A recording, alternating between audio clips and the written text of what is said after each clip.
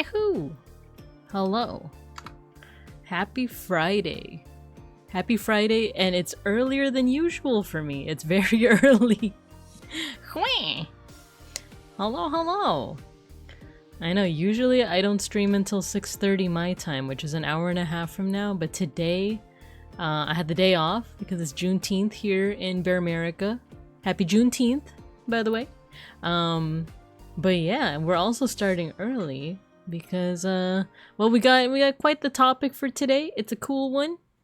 Let's see.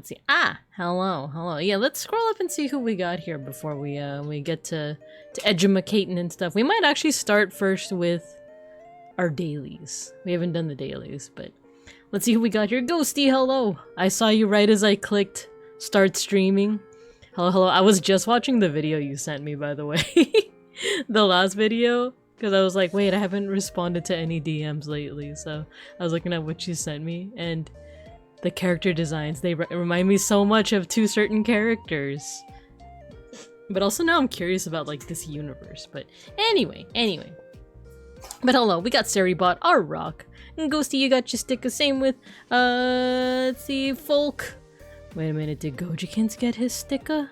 It's okay if you didn't. It's okay if you didn't. Let's see, and we got Gojikins, you guys are 53rd and 12th. Yes. If you count the chat messages from the past few streams. Correct. I want it to be 12th. One day. Folk, hello. Hello. We don't have enough to launch yet. Oh, for like a countdown? It's okay. I'll take over the other numbers. I'll sub into the ceremonial. Lean cuisine. I miss TV dinners. I'll tell you that much. I'll tell you what. Look forward to learning about Guy Fieri's Sack of Flavor Town. It's a true tragedy, it is. It really is. You guys got your stickers, Matthew and Gojikins. Nice. You also should watch Natrix stuff, because it's so good. I read that as Netflix at first, and I was like, I do watch Netflix. I was looking at their channel, and I was like, ooh, I'm so interested in like what the heck the lore is, right? What's the lore there? Why did that like explodey guy look so cute? You know? Is that just a thing with explodey peoples? The world will never know. The world will never know. The lore is extensive. Ooh, okay. Alright, so let's go ahead and get started. Let's get to class. Hello. Hello everyone, hello, it's me, BINKA Bear, your local Sun Bear art history teacher and educational streamer. And today we're back to our educational streams. It's been a while since we've done one of those. Last time was last week. It's been a whole week. Actually, over a week. And the last time we did Aboriginal Australian dot painting, recommended by Gojikins. Today, we should put on some music, by the way. We should put, oh, we're Egyptian. And I have legs coming out of my belly. How could this happen? How could this happen to me? Let's put on some music. Let's put on The Last Stand. Oh, I'm big. No, the legs are coming out of my coat. They're coming out of the lapels of my coat, if that's even the term. Let's put on some music. Sabaton. So today's topic, the Sack of Rome, 1527, because there's actually two. There's two of them. Was inspired, well, actually recommended by Mauser.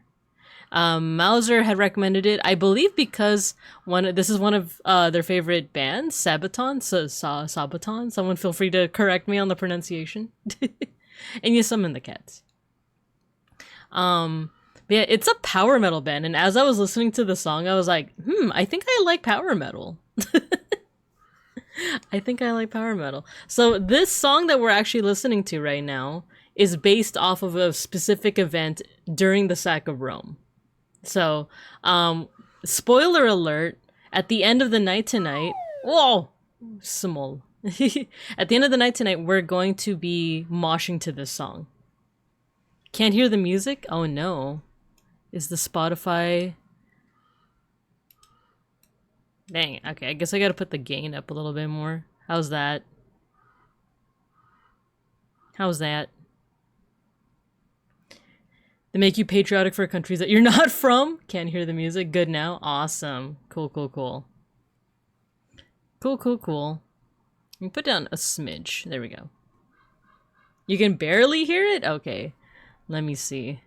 Because I don't want it to be too loud where I can't hear myself. The gain is unfortunately all the way up, is the thing. So, I'll put it up a smidge. But I think that's as much as I can put it without it, like, kind of overpowering my own voice. At least, like, in my ear. I know it might sound pretty faint to you guys, but, like, if it's blasting in my ear, I won't be able to talk properly. You know, am I pronouncing it right? Sabaton? Like sabotage? Got distracted by work, you're here. No worries, Mouser, no worries, no worries. And thank you for recommending this topic, by the way. Yeah, that's how it's pronounced. Alright, cool. Cool. Yeah, no worries, Mouser. No worries at all. Thank you for recommending this one. This was fun to research, by the way. It's actually been a minute since I've researched anything having to do with, like, European history, you know? Correct pronunciation? Cool. Yeah, it's been a minute, because, like, the bulk of what I research... Oh, thank you for the big emote, Matthew. If you start headbanging, we know why. Yeah, right? I was just saying before y'all got here, or before Mouser got here, that, like, I think I like power metal. The only thing is I don't listen to it that much. I feel like, you know, as a kiddo, as a young teen, preteen, you know, my formative years, I listened to a big mix of music. Oh, I'm small and I'm floating. Mega Bronson, hello. And I feel like within the stuff that I listened to, like, metal was part of it. Like, if you listen to top hits on, like, MTV growing up, you're bound to hear every single, you know, like, genre under the sun, whether it be, like, metal, country, rock, rap, R&B, hip-hop, folk, you know, stuff like that. So, like, I've definitely, like, listened to whatever happened to be in the top 4, as well as, I don't know if I told the story, but when I was in middle to high school, I had a crush on a guy, and actually we dated, but, like, he was not that good to me. He was, like, pretty mean, but we were dating, and, like, he really liked death metal and, like, screamo and stuff like that, so through osmosis, through me trying to, like, you know, get on his good side and stuff like that, when I shouldn't have, we ended up making amends later on, but, like, when we dated, he was not great. Like, but, like, through osmosis, I remember, like, I started listening to, like, a couple bands, but unfortunately I can't remember any of them except for literally Trivium and what was it, Gunshot to the Head of Trepidation, like that one song. That's literally the only song that I, like, remember from those days. Actually, does Avenged Sevenfold count as death metal? Anyway, like, but I don't know if I've ever listened to power metal. So, like, I was listening to The Last Stand, and I'm like, oh, I like this. For one, I like that you can make out the lyrics, right? Like, no offense to people that like death metal, but I think that was one of the things is, like, when you listen to death metal, like, some of the growls are like, what? I wonder what they're saying. Wonder what they're saying. And then when you listen to power metal, it's like, oh, this is, like, melodic. I can understand what is being said, right? Wait, let me catch up on chat because I'm missing out on some messages. But let's see. I said hello to Mega Bronson. I actually got an unreleased cover of this saved on my HD. Ooh, awesome. Let's see. You should. Power and symphonic metal are love. Awesome. I mean, I'm down to take some recommendations. Clean lyrics. Cool. Yeah, like, it's like you can make out with the lyrics. I was, like, listening to the music video and I didn't need the subtitles, right? Once again, no offense to people that like death metal or screamo or anything where there's, like, the metal growls and stuff like that. Like I said, when I did used to listen to some of it, like Trivium and stuff like that, but I don't know, there's something nice about being able to understand it. Fugubi, hello. Oh, Maximum the Hormone is a good one, actually. There is something about, like, when you listen to death metal, sometimes it's not necessarily about the lyrics, even though the lyrics are quite literally metal as heck, you know? It's like the sound and, like, the solos, the instrumental solos and stuff like that. But I think Maximum the Hormone has a good mix because you do have the screamo, but you also have the female singer who is, like, you know, singing with understandable lyrics and stuff like that. Windrose is another power metal band I like. Dwarf metal, Tolkien inspired metal. Oh, cool, cool, cool. Nice. But yeah, so that we're listening to Sabaton right now. And we're gonna be learning today about the Sack of Rome. So actually, because so another reason why we started a little bit early is because I know that like my usual streaming time does get a bit late for the people in the East Coast. And if I were not to dox anyone, but like I know that there's some folks that want to watch this that are on the East Coast, so I wanted to be mindful of their time. Plus today was a holiday, so I could actually just get started right at 5 since I didn't have work today. Big love. Wow, that's me. Hello, please crush me. Hello. From Mom Donna Stan. You guys are so lucky. You guys are so. I'm so jealous. Like I said, I love Los Binkas with all of my heart and soul. Go Dodgers, go Lakers, and all of that. But like, big shout out to the New Orkers, you know. Go Knicks. Go Mets. No, I'm just kidding. I don't have anything against the Mets. Like, but can you imagine if I just like am incapable of being like, go Mets? Like, now dox me, I tell everyone I'm on Atlantic time. There we go. Further east than EST. There you go. Nice. No, but yeah, so I streamed earlier just to make sure that like I have a good beginning and stopping time for you guys. So yeah. So with that we can actually like go ahead and get started if you guys are okay with that. The lol. No, yeah, go Mets. I'll say it with sincerity. Go Mets. The thing is, I'm not even a sports person. Ask me what's going on in the World Cup. Go ahead, ask me.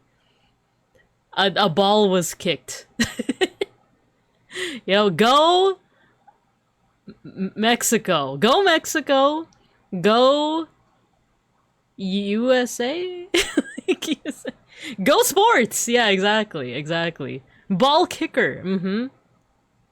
Go sports ball. Get a touchdown hole in one. Slam dunk as well. I just like the vibes. And you know, like my coworkers and friends are starting to go to Dodger games as like a social thing, and like I'm kind of tempted to go too. I don't know, something about it. The vibes are nice. I'll say that much. But anyway, that's enough talking about sports ball. Let's talk about the sports that were before. No wait, there were sports back in the ancient times. Let's talk about war. Let's talk about military warfare. Let's talk about the Sack of Rome. So yeah, once again, just to recap, this was a sub reward. Mauser recommended this because he donated a good amount of subs during my Sunbear subathon last month. Recommended this one based off of this song, or not this song, sorry, a song called "The Last Stand" from Sabaton. War is just sports for keeps. There you go. The best are games with marching bands at halftime because marching bands are so cool. I love marching band. I love listening to their performances. It's just so, I don't know, there's like a vibe to it. I love it. And like I said, actually I'm gonna get into this with like our first slide, which is like the disclaimer, but like I am not usually like a military history person, nor have I done a lot of research on European history. But when I was in high school, I did study AP European history.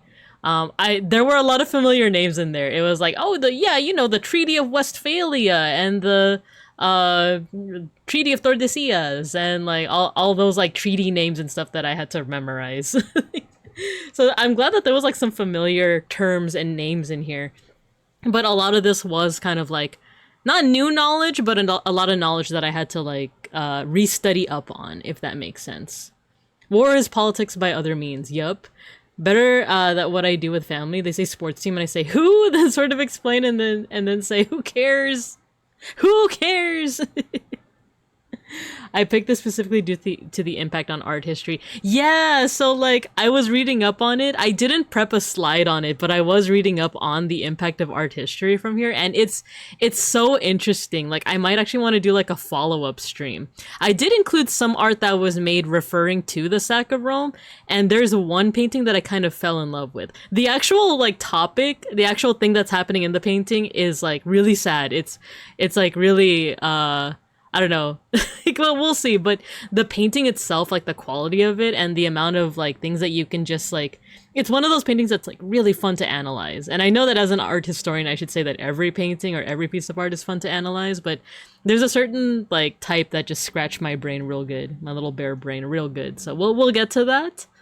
But thank you for also picking that with that in mind. But it's, I think next follow-up topic after I do next week after Matthew's topic, I want to do something on like Reformation, the art of like the Protestant Reformation and the art of the Counter Reformation. That like is such a cool topic that was unlocked through this research that like I'm just so excited to talk about it. It was a pretty sad period, lots of unhappy stuff happening at that time. Yeah, especially this event in particular. Like this one is like, if you like, once we get to it, there actually is a content warning. Like there actually is a content warning that I want to be very mindful of, but we'll get to it. We'll get to it. I didn't think that hard about my topic. I just like to share my nerd hyperfixation. No. I'm really excited for yours as well. I'm really excited for yours in terms of like, there's so much that I am curious about that I want to learn. So with that, let me go ahead and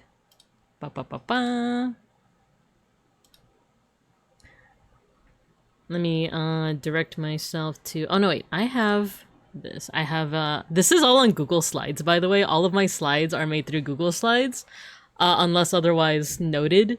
I used to use Canva, but sometimes random assets will just disappear and I didn't like that. Plus a whole bunch of like other kind of political stuff that happens to has something to do with Canva.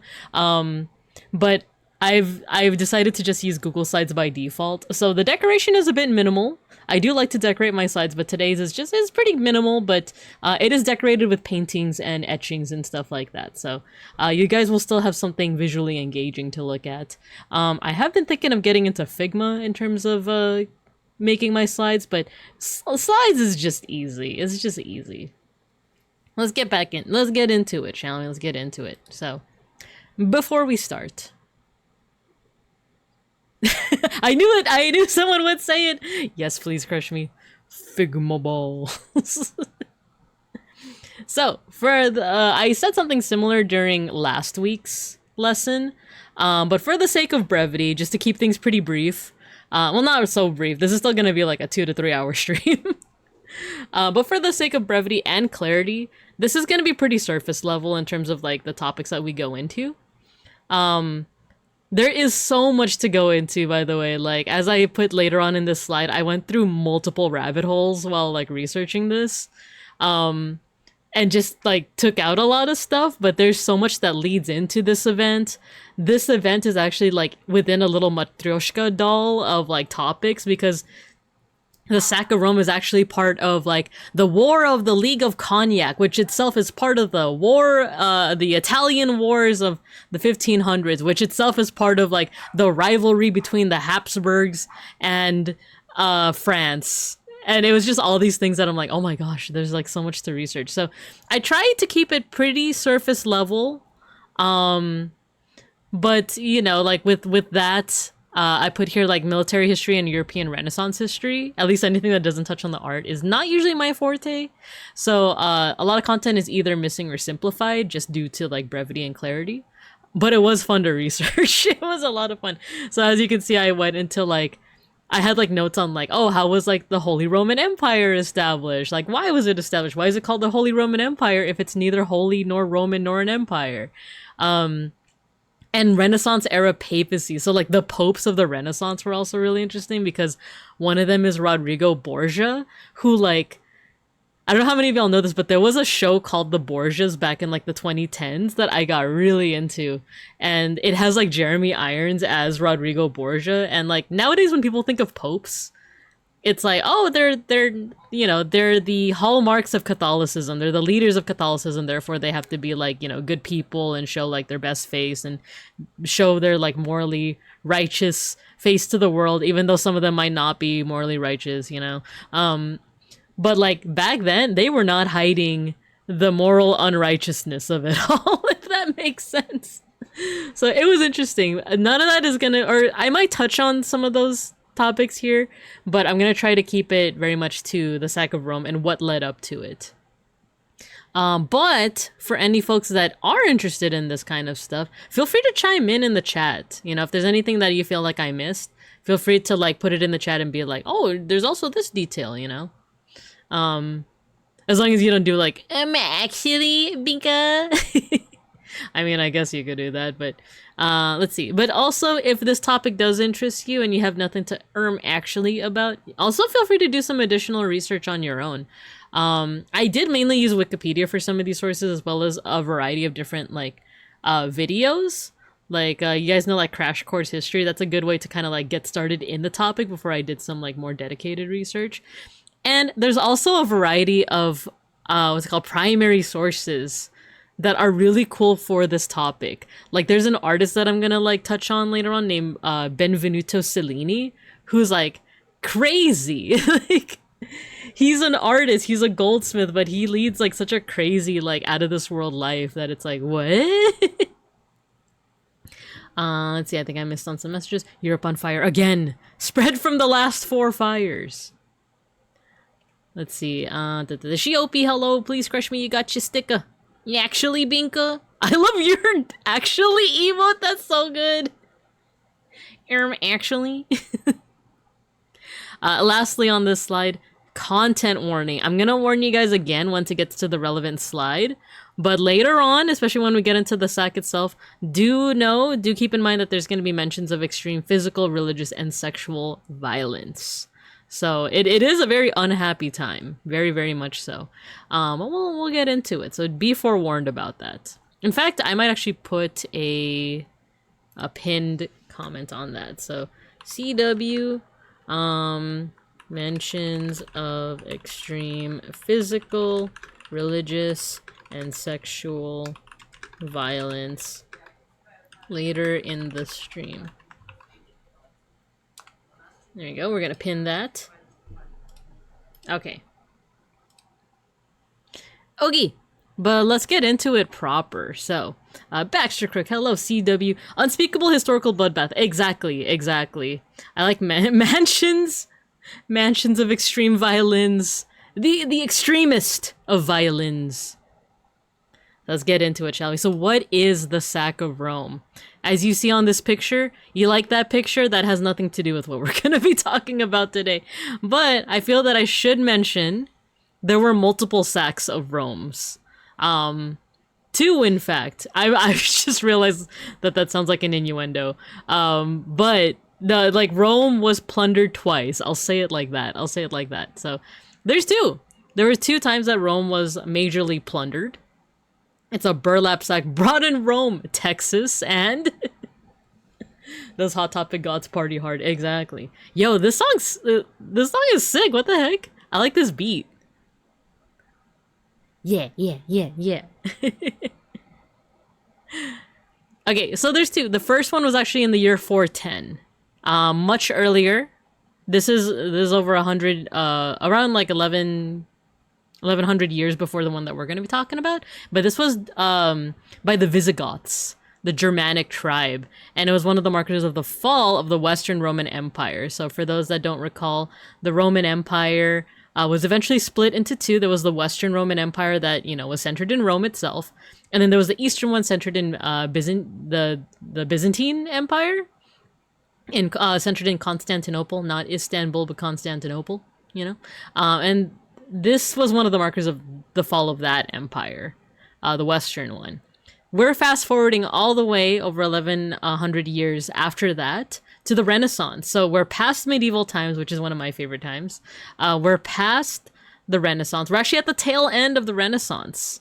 However, one thing to keep in mind is that the Renaissance happens at different points in different places. So this is the end of the High Renaissance period in Italy, but it does continue on in other parts, like in what's it called? The Netherlands in the north and other parts. Why does Constantinople get the works? Not Istanbul, but Constantinople. So yeah, the one we're talking about today is took place in 1527, and actually I can. Wait, can I? Yeah, there we go. We have transitions, you guys. We have transitions to the pictures. So we're not gonna talk about this one. This is the one that happened in 410. We're talking about this one. With so instead of imagining like Romans, and countrymen lending ears, and the Goths. We're imagining people in like medieval armor, even though it's Renaissance times. Imagine people in armor. We're imagining people in armor. The gates of Rome, though, the walls of Rome do date back to like Aurelian times, to like, you know, like Roman Empire times. That's how old they are by this point.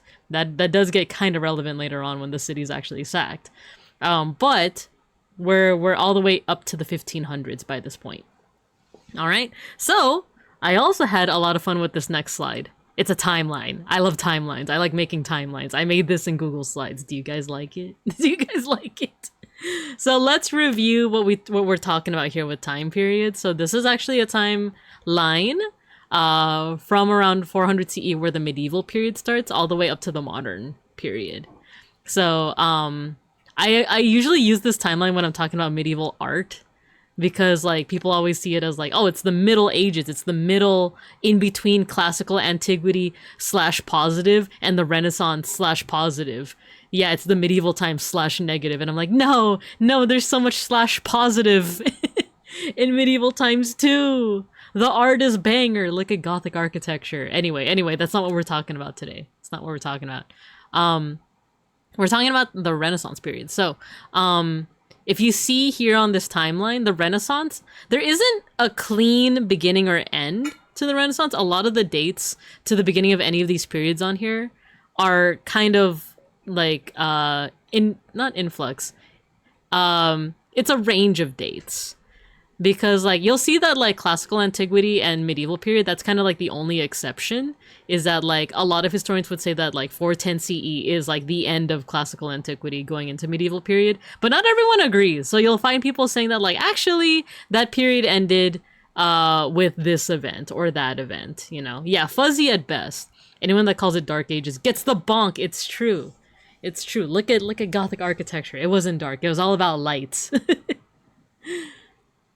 But a lot of these time periods do actually overlap, but I just kind of like, when making this timeline for the sake of simplicity, you know, I made it as so. But the Renaissance is kind of like the big one, where like the beginning of it does overlap with the end of the medieval period, and the end of it does overlap with the early modern period. Because once again, different time periods happen in different places. So like the Renaissance might have ended in Italy by 1527, but it would continue on in other places going into the 1600s. So yeah, but that's where the sack of Rome is happening. It's 1527, right smack dab in the middle of like what we might consider the Renaissance period. So yeah. Let's go ahead and get on into it. Art! Take a look at this art. So right now, let's get our head in the game of like what the time period is like. This is the middle of the Renaissance. So once again, I'm so used to talking about medieval history that I'm actually, even though like if you go into art history, one of like the most major topics you go into is the Renaissance. But I'm so used to talking about medieval, where it's like, okay, we're deep into the trenches here with medieval. By this point of time, art, like high art that is really appreciated and really well known by like the public, looks like this, right? Attention to anatomy, realistic attention to anatomy. And actually, what am I doing when I could just transition? There we go. The Renaissance before its end. So here's where we are time-wise. Within the public consciousness, the Renaissance is often remembered for its art and philosophy. You know, your Ninja Turtles, right? Usually a lot of people remember like Michelangelo, Da Vinci, Raphael, Donatello, those names and stuff like that. This was the period where classical Greek philosophy, like people were going back to the teachings of the classical Greeks and Romans, right? They had had enough of this newfangled modern art known as Gothic architecture. You know, they had enough of that. They wanted something else. So they were looking back at the Greeks and the Romans that fell over 1,000 years before. That's another thing with making that timeline, by the way, is seeing just how long the medieval period lasts compared to other time periods. Because, like, look, the medieval period is essentially over 1,000 years. So, like, 400 to, like, the 1400s. So, like, after that millennia, people are like, They're feeling nostalgic. They're feeling nostalgic for the quote-unquote good old days, and they want to kind of emulate that style. So going back to the times of like your marble statues, your realistic, proportional marble statues, right? Reject modernity, embrace the cultured ancestors. Exactly. Da Vinci? Exactly. Also, that's one of my favorite things to think about with medieval art, is that for its time, it was like the modern art of its time. Like, you know how people are like, Jackson Pollock, I could do that. Like, people were looking at like the like Christian icons and being like, ugh, look at this modern crap, you know? Well, okay, sorry, this is like a bit of a tangent, but like one of my favorite scenes in Amadeus is this one scene where like I think the German emperor is coming in and he's watching like a ballet performance, like rehearsal, but like no music is being played because was being played because of, I think, like a decree by his will. So the dancers are just dancing to like no music, and the emperor is just like watching it, and he's like, "Huh, is this modern?" And I don't know, that just is so funny. It's like people just using the phrase like, "Oh, is this interesting? Is this modern?" It's time for us to revisit the classics of Homestuck and My Immortal. There we go. There we go. But yeah, so like for a little bit of a vibe check of the Renaissance, Christian humanism was the name of the game. So this was basically this, the reason why you're seeing art that looks a little bit more proportional, realistic, looking at like the human ideal of what the body can look like. It's because they were following this idea of Christian humanism, which is this idea that like Jesus and his teachings were models for human dignity and reason, you know, proportional, I was gonna say proportional proportions, but like this idea of like the human body is proportional and perfect came from this idea of like, oh, people are, or rather God made people in his image, right? In its image. So like our human form should reflect that. But outside of art and philosophy though, like outside of this idea of like, oh yeah, let's combine together like science, anatomy, and Christianity together. Outside of that, the time was pretty turbulent. So let's go into that. Let's go into that. So one thing is that there was a big shakeup religion-wise. This is the time of the Protestant Reformation. So for those unfamiliar of this time, the papacy, aka like the Pope and all the clerical stuff, was pretty corrupt. And a good example is Rodrigo Borgia, also known as, I believe he was Alexander the Sixth, Mr. Luther. Yeah, before King, before MLK Jr., and before MLK Sr. was just ML, you know? So yeah, the papacy was pretty corrupt at this time. They would do this thing called selling indulgences, which is basically just pay to win. Basically, if you had the money, you could pay off your sin. If you murdered a person, you could just pay your local priest, and guess what? You didn't commit that murder. You still go to heaven, you know? I don't know if legally that's... you know what? They could probably do that legally as well. But yeah, this was seen as like a pretty corrupt act because it's basically just pay to win. Like, if you're poor and you sinned, too bad. Too bad, you're going to heck. But that rich guy that did the same thing that you did, but is able to pay off his local priest, he gets to go to heaven. Isn't that crazy? Does that seem fair to you guys? So for people like Martin Luther, who was this German priest, he was like, no, that's essentially a bribe, you know? That's very corrupt. And it's basically just a way for the clergy to line their pockets. So to express these grievances with the Catholic Church, what he did is he basically made a Google Docie, you know? He made a Google Docie of like my experience with the Catholic Church. And he did his version of posting it on social media, which was going to his local church and nailing it to the door. You know, so that was his version of posting a Google Docie. This is what he looks like, by the way. This is Martin Luther himself.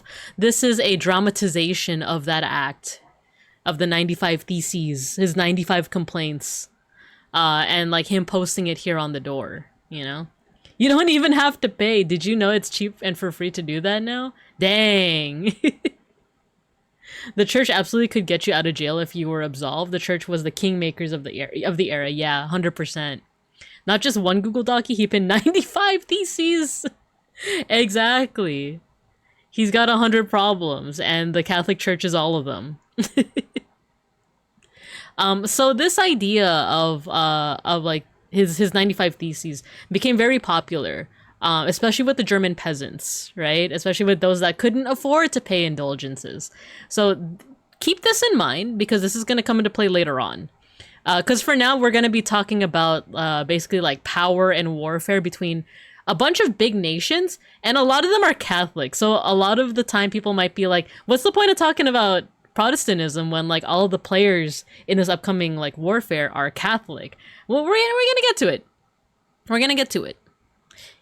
You can kill 1 million people and just be like, hey, sorry, Jesus, and you're good. I'm being reductive as a joke. No, yeah, I totally get it. And of course, that's also what people find issue with just the idea of like confession and forgiveness within like Christianity as a whole, of like, oh, you could just say you're sorry at your deathbed and you get to go to heaven. How is that fair, you know? So but this goes the step further with like, oh, well, money's involved, you know? So yeah, keep this in mind. This is going to be a fun tool we're going to use later, so keep it in your back pocket. But here's a little bit more context. Oh, ready. I hate rich people. But yeah, that's kind of what's happening on the religious side of things. If we're going into geopolitics, also hello HDTQW5, hello. If we're talking about geopolitics, another thing to keep in mind during this time period, and basically anytime before the Treaty of Westphalia, which I totally remember from AP Euro. I didn't, I had to look it up. Is that basically like our modern idea of borders didn't quite exist. Zakune, start running your way. Bakune, hearts racing with you. But this idea of like borders where like one side of the border is one country and the other side of the border is another country didn't quite exist. Like there were borders going back to time immemorial, right? Like people would set up borders in terms of like rivers and mountains and be like, all right, my land is this part of the river and your land is that part of the river, you know? But with serfdom, for example, if you were a farmer and you were serving a lord, you know, you wouldn't be like, oh yeah, I'm German. Like, I'm Italian. It'd be more so like, oh yeah, I work on this farm and my lord serves this guy. You know? So this idea of like what territory you're from or where you rep was pretty different from like how we think of it today, right? Like I was just talking about earlier when I'm like, oh yeah, I'm Los Binkos for life, you know? But shout out to my New Yorkers. Go Knicks. Go Mets, you know? But yeah, like back then it would be like, hey, my lord supports this guy, I'm gonna support that guy, you know? But whoever you served, or not necessarily who you serve, but your allegiances, and like who you identify with could change very easily. Yeah, New Orkers. Shout out to my New Orkers, right? This could change very easily depending on military conquest. So if, let's say that like my lord, you know, he supports, you know, like the vassal state of New Ork. But New Ork was taken over by Randantopia. Suddenly, I'm, you know, I guess I'm a Randoner now. I guess I'm a Randonite, you know? But it could also change with military conquest, political marriages, and other factors, right? And we're gonna see how that happens with this guy. With this guy, Charles V. Carl. We got taken over by Detroit. At least we're not Detroit. We're not Detroit. So, who's this guy with the strong jaw? Don't worry about the jaw. This is Charles V of the Habsburg family. Which, by the way, I didn't know that it's Habsburg with a B. You know, like, I'm not talking about Okay, have you seen the spelling of Habsburg, like with a P? I'm so used to that. It's supposed to be with a B. Hi, I'm Michael with a B, and I'm deathly afraid of insects. Where is it? Where's what? Where's the B? There's a B? Literally my face when learning that Habsburg is spelled with a B. Ain't never gonna be taken over by Detroit. Carl, that kills people. I am worrying about the jaw. You can worry about the jaw. Do worry a little bit about the jaw. He got the Habsburg chin. See the way that Matthew's spelling it? I'm used to that. But then I heard that like you could use them interchangeably. You could say Habsburg, or you could spell it Habsburg, or Habsburg. It's just that like when I as a Bear American say it, it sounds like Habsburg. And apparently the actual family itself prefers with a B. Habs of the Borgs. Habsburg. Habsburg. Exactly. In many languages, B, V, and P are the same. Yeah, exactly. That's why I'm trying to think. In a lot of Spanish loanwords in the Philippines, they become B's. Like instead of ventana, it's bintana. So it's just one of those like quirks of linguistics, right? And I think I hear people saying like Bepsi instead of Pepsi. I love that, by the way. Whenever I hear Bepsi, it just scratches a nice itch in my brain. It's one of them linguistic quirks. So let's talk about Charles V and his rather strong jaw. So he's part of the Habsburg family, which is very famous for their jaws. Bepis.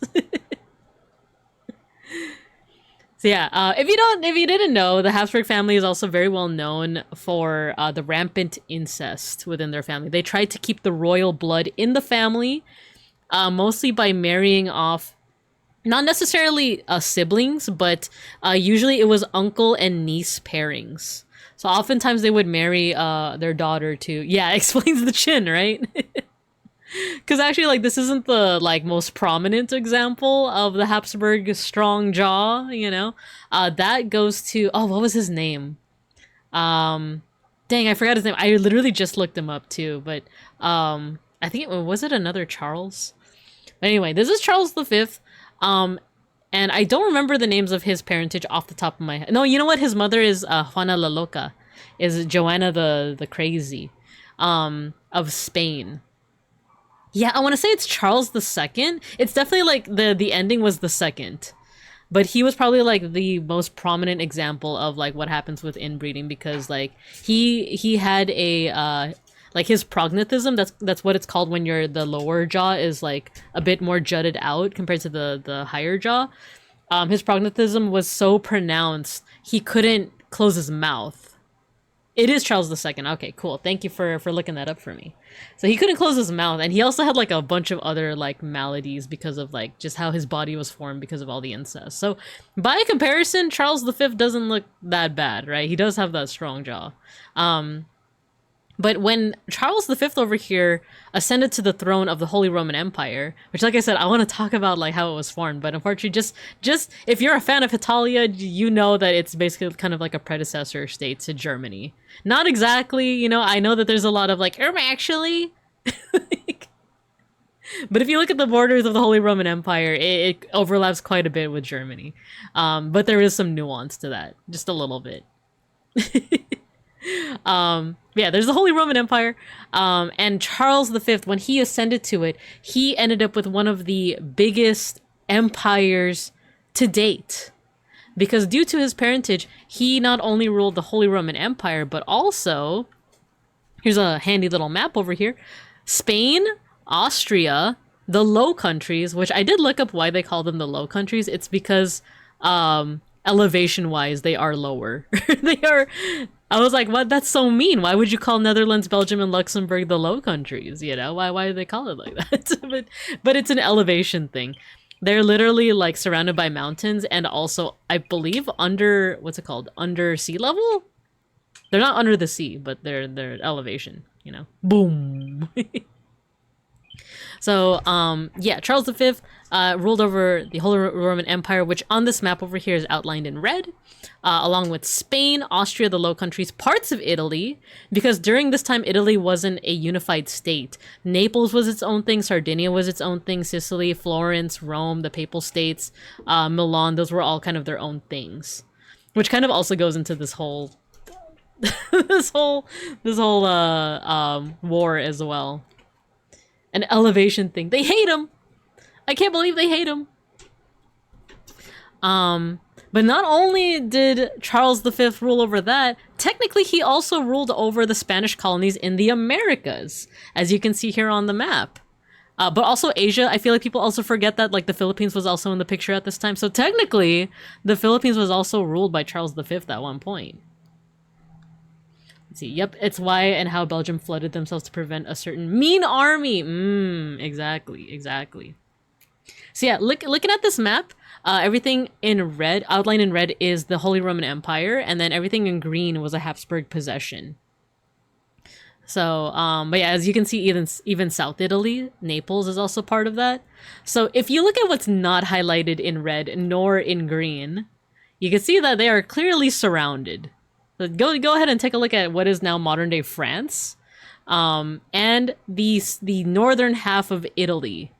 That's not in green, so it's not a Habsburg possession, so they're their own thing, right? However, they are surrounded by Habsburg possessions, which during this time, when borders could change ever so easily due to military conquest, that was making people nervous.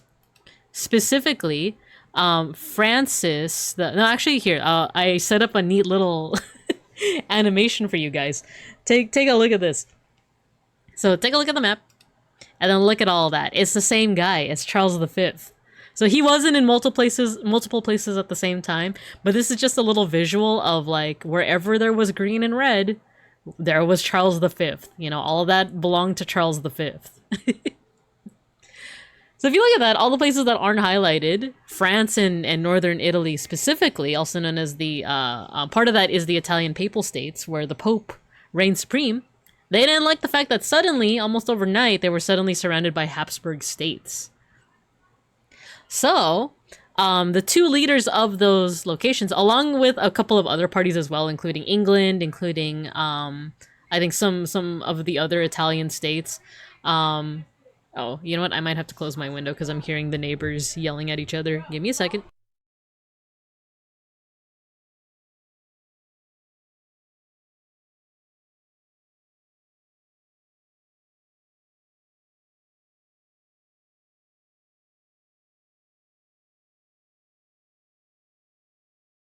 Okay, I'm back. Okay, so seeing that they were surrounded, we got two more players in this game. And that is in France. Easy name to remember. His name is Francis. You know, Francis of France. Not only that, he's Francis the I of France. Who would have thunk it? It took them so long to come up with a name like Francis. Interesting to get to I Emperor at this point in history. It took a lot of different marriages and a lot of other things as well. So there's Francis the I of France. God, that's so fun to say. And the Pope at the time. This is Clement VII. Cursed ASMR, art history teacher gives a lesson while muffled parents fight in the background. It's usually like a lot of kids like yelling at each other. It was funny, while Beans was playing video games yesterday, there was like a kid, like you could obviously hear from his voice that he's a kid, but he was swearing up and down, and I was just like, what the heck? He's like, yeah, you mother effers, I'm gonna kick your A. And I'm like, dang, what are you, like 4 years old saying that kind of stuff?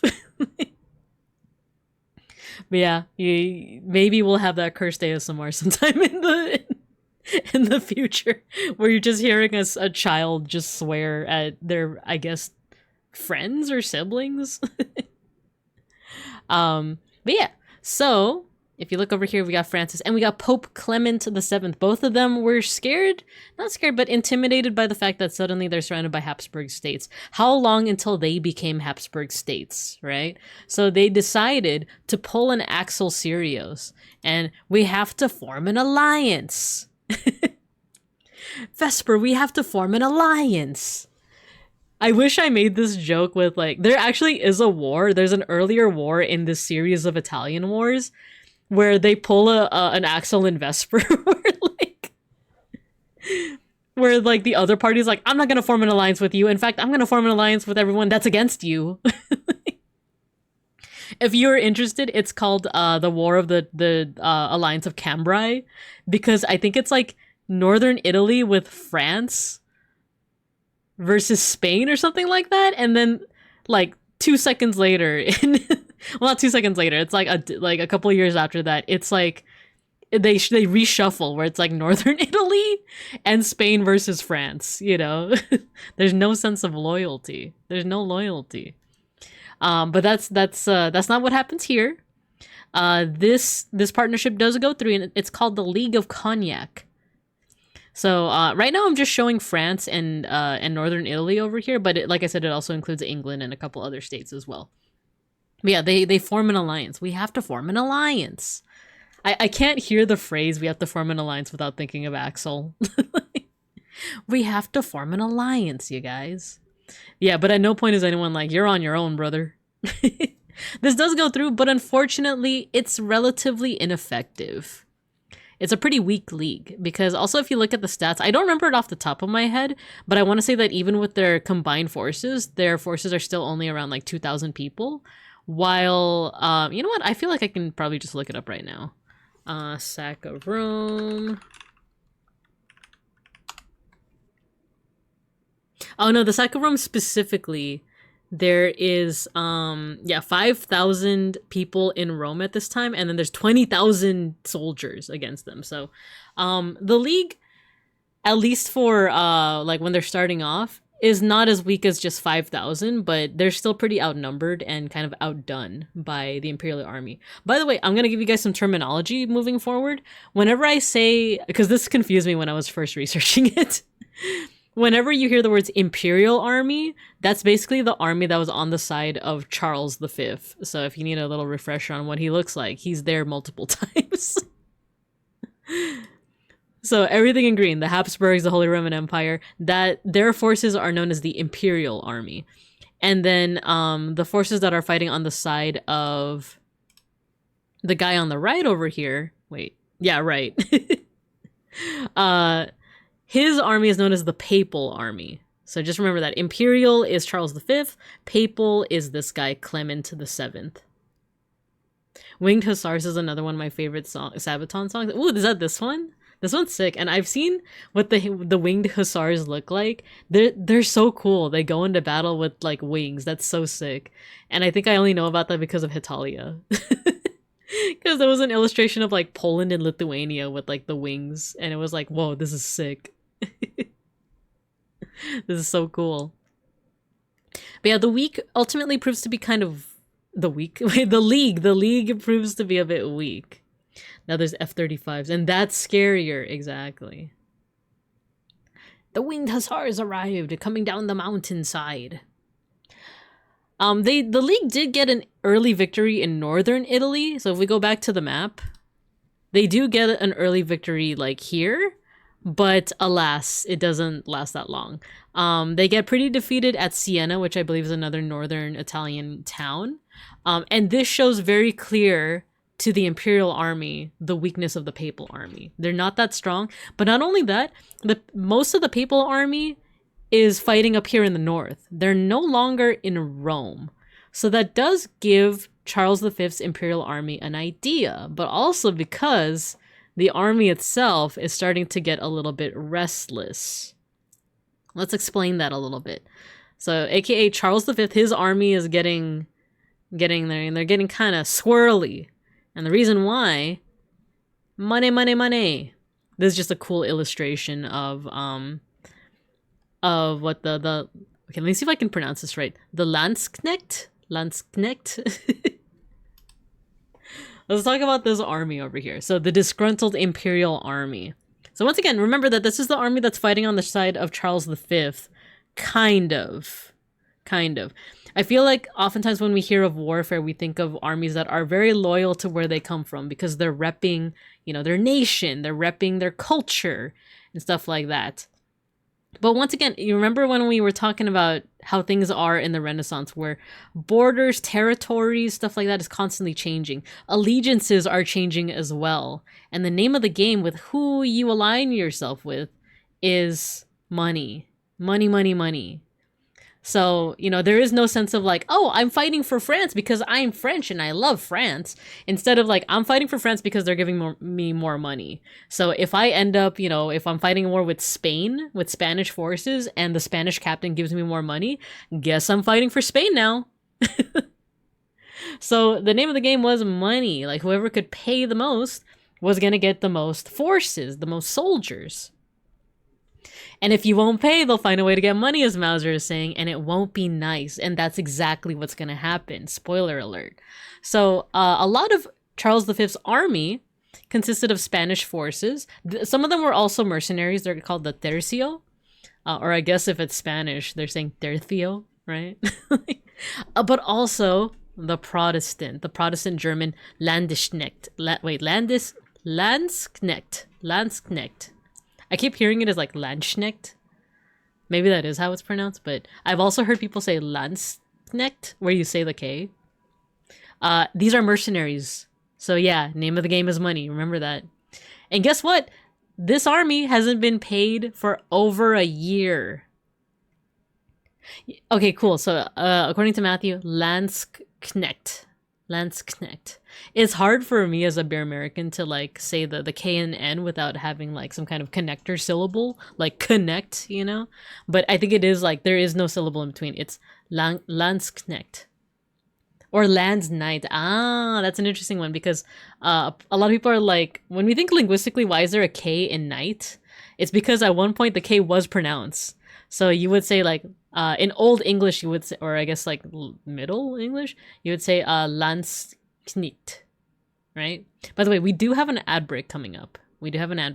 So we'll probably just like read the rest of the slide and put you guys in recess. But yeah, these guys haven't been paid for over a year since 1525 in the Battle of Pavia. And as Mauser said, there's other ways to get money, and it's not that nice. And it was generally understood at the time that plunder was part of the payment. So with that, I'm going to go ahead and put you guys over in the cub corner. If you're subbed, you can still enjoy the music. I'm going to go get some water. Actually, I still have some water, but I might get some cheese. But I'll see you guys in a couple of minutes.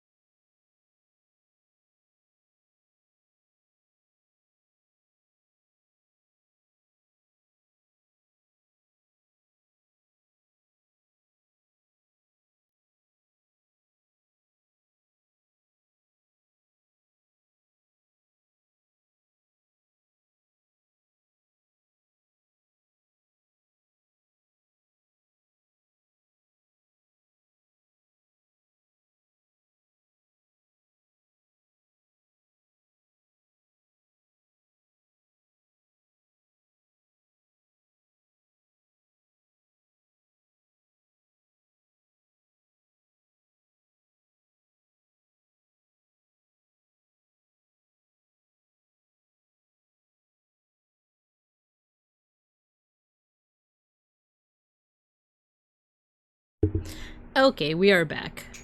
Welcome back. Did you guys enjoy the music? If you were able to catch the music, this is like power metal is really good for talking about military history. I don't know. It's like the vibe is good, right? Like it's like the heavy beat and like it kind of reminds me of like marching music, you know? This is kind of like perfect. This is kind of perfect. So let's see what you guys were saying before the ad break. A tercio is a Spanish formation, pikes and arquebusiers, and swordsmen at 1/3 each, so Spanish mercenaries. Ah, that's how I understood it as well. It sounded like tercio are like the Spanish mercenaries. And yeah, the Landsknechts are German mercenaries. Cool. Back from ads. Alright, cool. Yeah, no worries. I was also taking a break during the ad break and got me some water. I was gonna get myself some cheese because Beans' family got some good cheese. I think it's just salted. I think that's like the main thing. But I'm just addicted to it. I just really like that cheese. And it hasn't been, knock on wood, hasn't been activating my lactose intolerance. But I'm pretty sure it's not vegan, so I don't know. I don't know. Hello, Dove Beetle. Hello. We're talking about the sack of Rome today. We just got back from an ad break. And let's go ahead and get into it. And get back into it. So far, to sum up what we've discussed so far, we're talking about the Renaissance, usually a time that is praised because it has really cool art, really awesome philosophy that combines science with religion and stuff like that. Really cool architecture. Beautiful time, except when you don't talk about art and you don't talk about the philosophy of it all. It was a pretty shaky time. There was no such thing as like really like, well, we'll say that like territories had constantly shifting borders and allegiances. So mercenaries were kind of the name of the game in terms of warfare.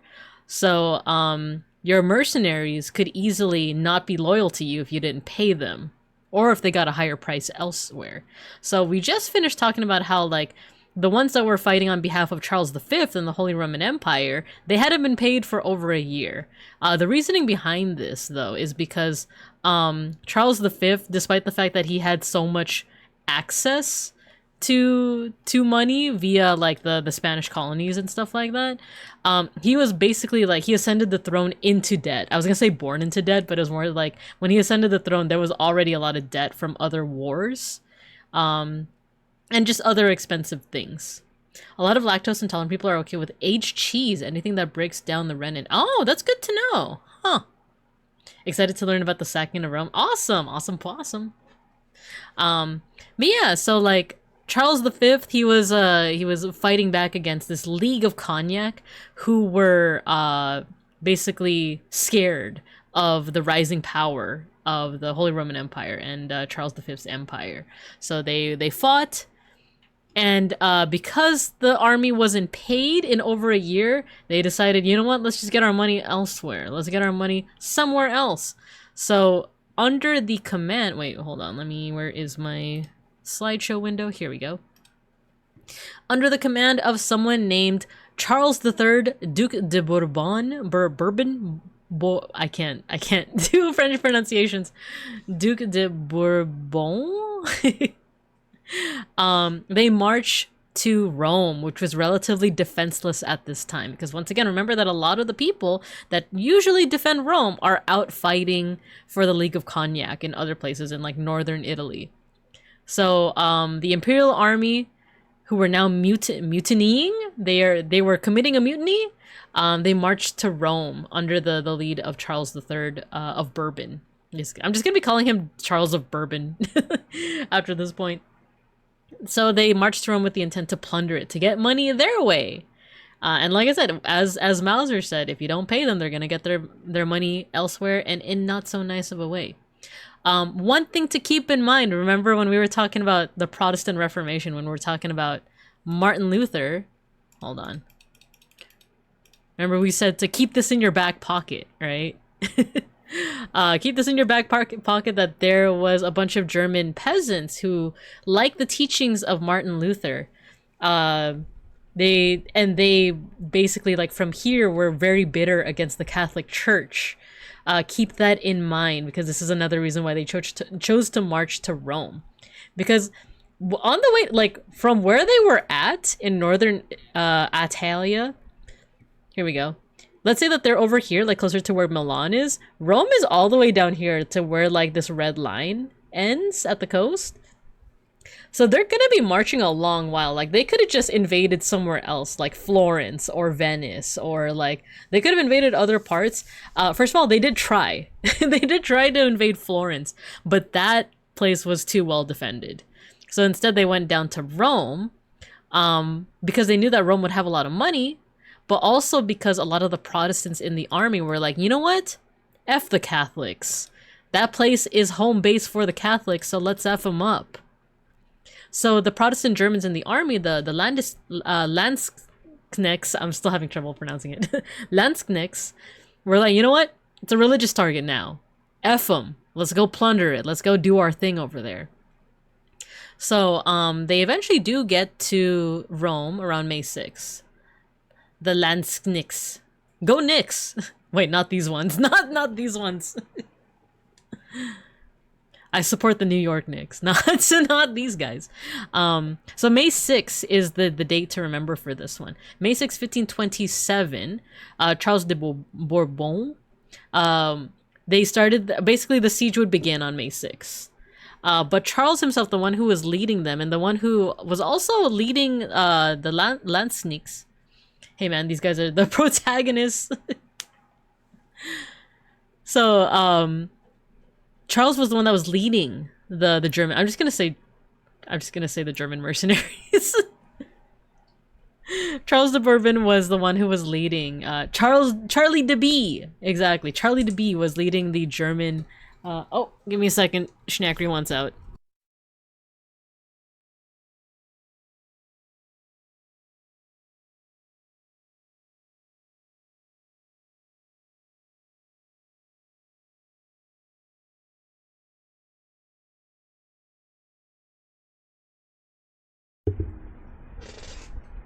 Okay, I'm back.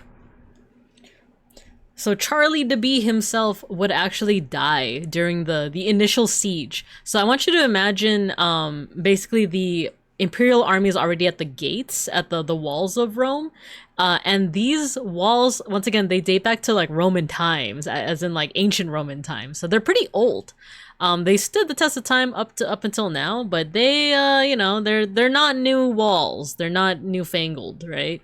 Actually, I think the next slide has a good painting of this. This is kind of what it looked like. Of course, it's not like 100% accurate because you can see the entirety of Rome from this one, but it's a pretty impressive art piece in and of itself, just to look at, right?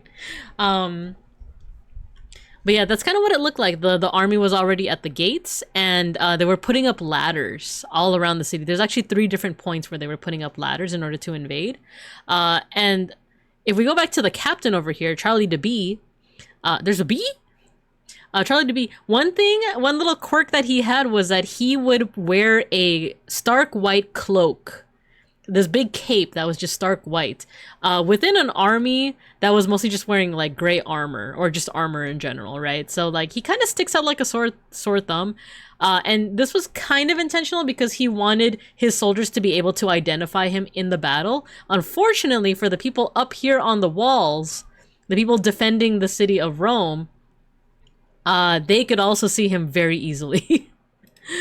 He stuck out like a sore thumb. And remember that these guys aren't fighting with swords, they're fighting with long distance weapons like pikes, lances, and the trusty arquebus, the humble arquebus, which is basically a gun. Basically it is a gun. So if you were able to aim at this guy wearing a white cloak and fire at him, he was gonna die. And he did. Allegedly, he was killed by an artist, a goldsmith called Benvenuto Cellini. But one thing to keep in mind is the guy who's saying that Benvenuto Cellini killed Charles de B was Benvenuto Cellini. Like, he wrote it in his autobiography, which I haven't read to its completion. I barely read like a couple of paragraphs, but it's interesting. This guy has a larger than life life. Bro has done everything. But when you read his autobiography, it's a lot of stuff that's like, okay, I don't know how realistic this is. Because, like, I think I was reading the passage where he's talking about the sack of Rome, the siege and everything like that, and he was saying how, like, oh yeah, I was just working in the workshop and, like, they told us that there were you know, people at the gates, and they were begging me, you guys, they were begging me to join the fray. The little old me, you know, little old goldsmith me. They were begging me to go out and help them over there at the gates. And I did. Me and my buddies, we went up to the gate.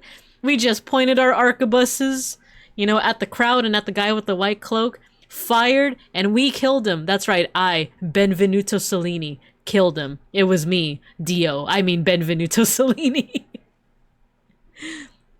So, you know, I'm not sure if he was actually the guy that killed him. By the way, this is what Benvenuto looks like. Good old Benny, you know? Benny C, if you will. Cannons and explosives were a bit less common when it was in its prime. Yeah, and that's the thing is that, oh, give me a second.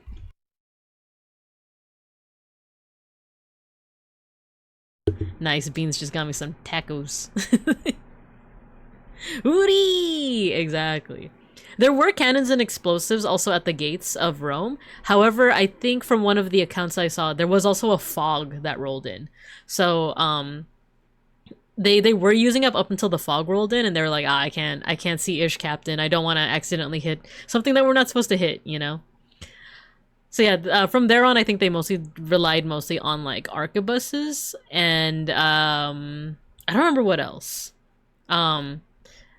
Let's see. Old Ben did it. Yeah, old Ben did it. You could believe him according to his autobiography, where he talks about all the manner of things that he did in his life. You could totally trust him. By the way, Benvenuto Cellini does also have some really cool art that he did make. Let me see if I can grab an example real quick. Benvenuto. One that I was definitely familiar with is, do you guys know this statue of Perseus with the head of Medusa? It's basically this, like, triumphal statue of, like, him holding up, like, the head of Medusa after he, like, you know, decapitates her.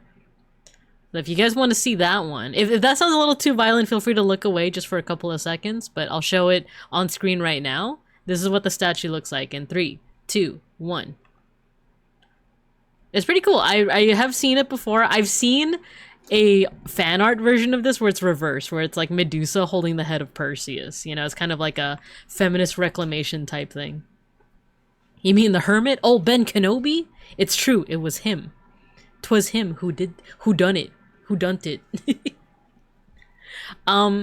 So with the death of Charles Charlie DeB, you know, one would think that, like, oh, now his army would lose steam. They would be demoralized because their great leader has died.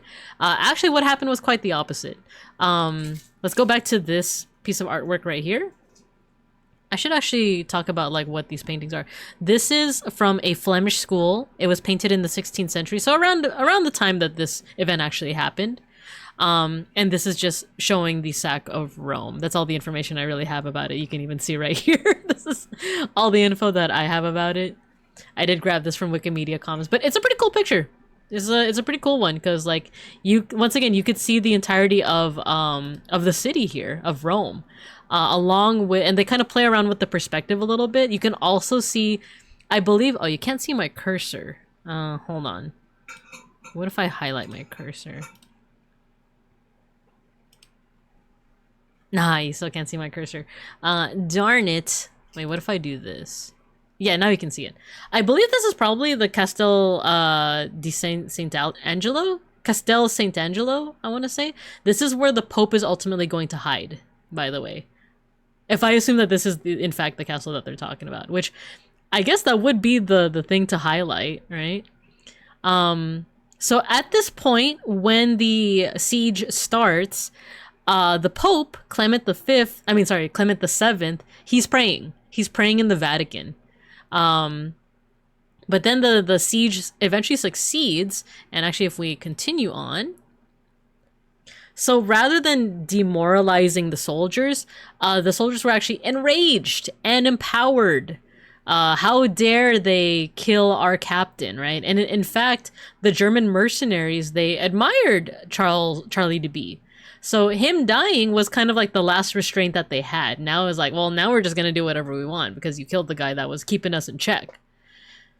So they would continue to scale the Roman walls, and eventually they would invade Rome as Pope Clement VII was praying in the Vatican. There were people trying to defend Rome, such as the Papal Army, but keep in mind, like I said, the Papal Army is only about 5,000 strong. That's a lot of people, but the Imperial Army is about 20,000 strong. So they're clearly outnumbered here. It's not looking good. It's not looking good for the Romans. So yeah, the Imperial Army outnumbered the Papal Army as well as any defending groups within the city. So this next slide is not going to show, well, it does show like a little bit of graphic stuff, such as corpses, but it's less about the picture and more about what happens, more about the context of what's happening. So once again, do pay attention to the content warning that I have pinned in the chat. There is mention of extreme physical violence, religious violence, and sexual violence as well. So keep that in mind. If that's too much at this time, tell you what, I'll have... Oh, no, you know what? You probably don't want to be looking at the screen. Come back in, let's say, 20 minutes. Or I'll put something in the chat. I'll put something in the chat. Well, we'll do that. We'll do that. And I'll also say it vocally. So, yeah. So, next up. Here's what happened once the Imperial Army made its way inside the walls of Rome. They sacked it. That's what this whole thing is about, the sacking of Rome. And this is a really interesting painting. This is the painting that I was referencing earlier, that I'm like, the subject matter itself is not good. You know, it's a lot of war crimes are happening essentially in this picture, but it's really interesting just like from a composition point of view. In fact, I can probably draw it up here if we want to get like into a little bit more detail. So this is an interesting one. This is, let's go back to the details over here. This is El Sacco de Roma. This is a painting depicting one of the scenes of the entry of Charles V's troops into Rome. The aforementioned protagonists become true points of light in the composition and are surrounded by other adult and children characters. In the center of the bottom edge of the canvas is a dead man on the floor. It doesn't say who... Oh, no. This was painted by Francisco Javier Amerigo y Aparici. So if we take a closer look at it... Kiko de Sacco. There you go. So yeah, let's zoom in and see what we can... Well, actually zoom out just to see like the entire composition from afar. Right? So we have here a couple of figures, and we will zoom in on them. There's one kind of like dressed in... clerical garb, so like the or I guess liturgical would be the term instead. Church clothing. He's dressed in church clothing, but so you might think at first glance that like he's maybe the priest, right? But there's gonna be some details we're gonna zoom in on that would say otherwise. There's a bunch of people on the floor over here, probably dead. Well, I'll just say that much. They're probably either dead or injured. There's a whole crowd of people over here, and then one of the central figures is here kind of resting upon a pedestal. When we zoom in, we're going to get a good look at this person's face and kind of what's going on. There's also someone over here holding a liturgical staff, right? One of the staff that has to do with like the church. Pretty sure no one in that picture is a living priest. Exactly. So like at first glance, it looks like there's a priest kind of like doing some kind of liturgical ritual, right? Some kind of sacrament, right? But let's go ahead and zoom in. So first of all, like over here in the corner, you see people like all up in the architecture. Over here, you see a lot of people smiling. They look like they're having a good time, right? You know, these guys look like they're laughing, they're smiling. They have this armor on. So, you know, methinks these are the mercenaries. This is the invading army over here. There's some people that don't look conscious. Whether they're drunk and or dead is up to you in terms of interpretation. There's lots of scattered objects here, like armor, like gold, stuff like that. This person is holding the cup. I thought it was this guy that was holding the cup. But no, this guy's holding a cup. He's smiling. There's a kid over here in fancy clothing, but also they're ripped. So that does kind of beg a question, right? Of like, what's going on over here? Let's go to our priest character over here. So let's go ahead and take a look at him. He's pointing over here probably at the woman from earlier. But if you scroll down, if you look down, he's barefoot. If you were a priest, you know, dressed up like this, you would probably have footwear to go along with it. They probably weren't barefoot. So to me personally, and probably to you as well, this is reading as someone that is dressed up as a priest but isn't necessarily a priest. Let's keep on exploring this painting. So there's more people looking very jovial, right? This guy that's holding the staff that also has the crucifix on it is also wearing priestly robes. He's laughing, right? This guy's laughing over here. He has, oh, I forget what this is called. A censer, I want to say. This is another kind of like Catholic thing that you see where they put the incense in it and they swing it around, you know, during mass. So he's holding that. And then finally, let's zoom in on this person over here. She is dressed up like a nun. She does not look like she's having a good time. Typically curled fancy slippers at that period. Yes, exactly. So because that guy isn't wearing those slippers, methinks he's just a soldier that's dressed up as a priest. So she doesn't look like she's having a good time amidst all these other people that are smiling and laughing. Also, we could see that her clothing is torn over here. She looks like she's probably fainted, right? She looks like she's in distress. And this guy is just kind of going at it. He's kissing her arm over here. There's other people over here that are grabbing at her garments, right? So the implication here is that if it hasn't happened already, basically there is some kind of sexual violence that is happening to this nun over here. She's kind of like up against this pedestal over here. She's fainted. That doesn't seem to be stopping any of the people that are grabbing at her.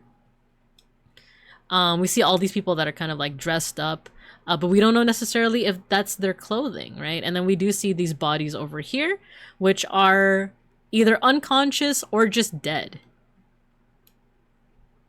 And then we see a person over here whose face is kind of frozen in fear, but also seemingly unconscious or dead. So basically, this is a painting that kind of depicts what was happening, what was typically happening during the sack of Rome, especially to the clergy. So let's talk about it. Oh, here we go.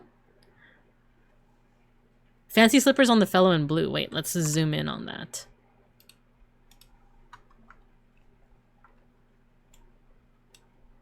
Yeah, you do see the fancy slippers. So yeah, if this guy was a priest, he wouldn't be barefoot. He would be holding he would have something more like this footwear on, right? Also, I just noticed that the kid also has the fancy slippers on. Here, I'm actually wondering if this is just like some poor kid that just happened to be in the wrong place at the wrong time. And the soldiers are like, hey, you help us out. We're not going to kill you, but like help us out. We're having a party over here. Because like if you see his leggings are also damaged over here. Or if I wouldn't expect the soldiers to be bringing their kids along with them, you know? So clearly, I don't think this kid is here, like, you know, like I think this kid is here against his will. So, yeah, it's once again, like that's the cool thing with art is that you're free to interpret it however you will according to how, you know, you're seeing the things that you're seeing. Looks like a squire following a mercenary that looted some papal clothes. Ah, okay. So that's another possibility is that this could just be like a kid who like maybe he's like a choir singer or something like that and he's just being forced to participate in this, or it could be a squire. Because I was thinking like in what context would like a kid be following these like mercenaries around, right? This is the sacking of the Rome and the Vatican, exactly, right? So, you know, those are all possibilities.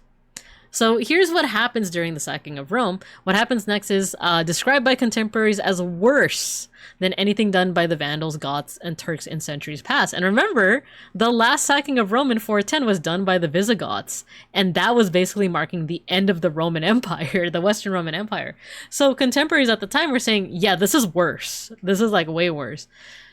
So the imperial army was basically going around and burning much of Rome, as well as imprisoning people, maiming people, raping people, especially nuns, and killing a bunch of the populace, especially the clergy. They were especially cruel towards the clergy, because remember, a lot of these folks are Protestant German mercenaries who, like, they might have grown up Lutheran, or maybe not grown up because this was happening, like these ideas were happening like kind of contemporary to them, but they have a lot of hostility towards the clergy, towards, like, even if the clergy themselves weren't corrupt, their leaders were, you know, pocketing all of this indulgence money.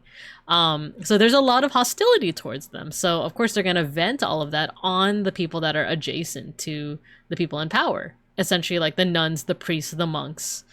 So a lot of them were killed. A lot of them were put to the sword, or in the case of a lot of the nuns, unfortunately, they were raped. And part of it too was not only the maiming and the raping and the killing, but also, like, they were making these, like, parodies of liturgical rites. So, like, they were basically, like, reenacting a Catholic mass, but they were mocking it. They were doing it in a mocking way, you know? That's why you're seeing the soldier with the censer. That's why you're seeing people dressed up as priests, but they're profaning it. They're basically, like, making fun of it in, like, the most extreme of ways, right? Mercenaries do grow up to become mercenaries. Yeah, exactly. They grew up. Oh, Nina, hello. You know what? Let me go to a lighter topic before we welcome everybody in. Hello, Nina. Thank you for the raid. How you doing? Thank you for the raid. How was oh my gosh, 2 Point Museum. That sounds like it's a fun game.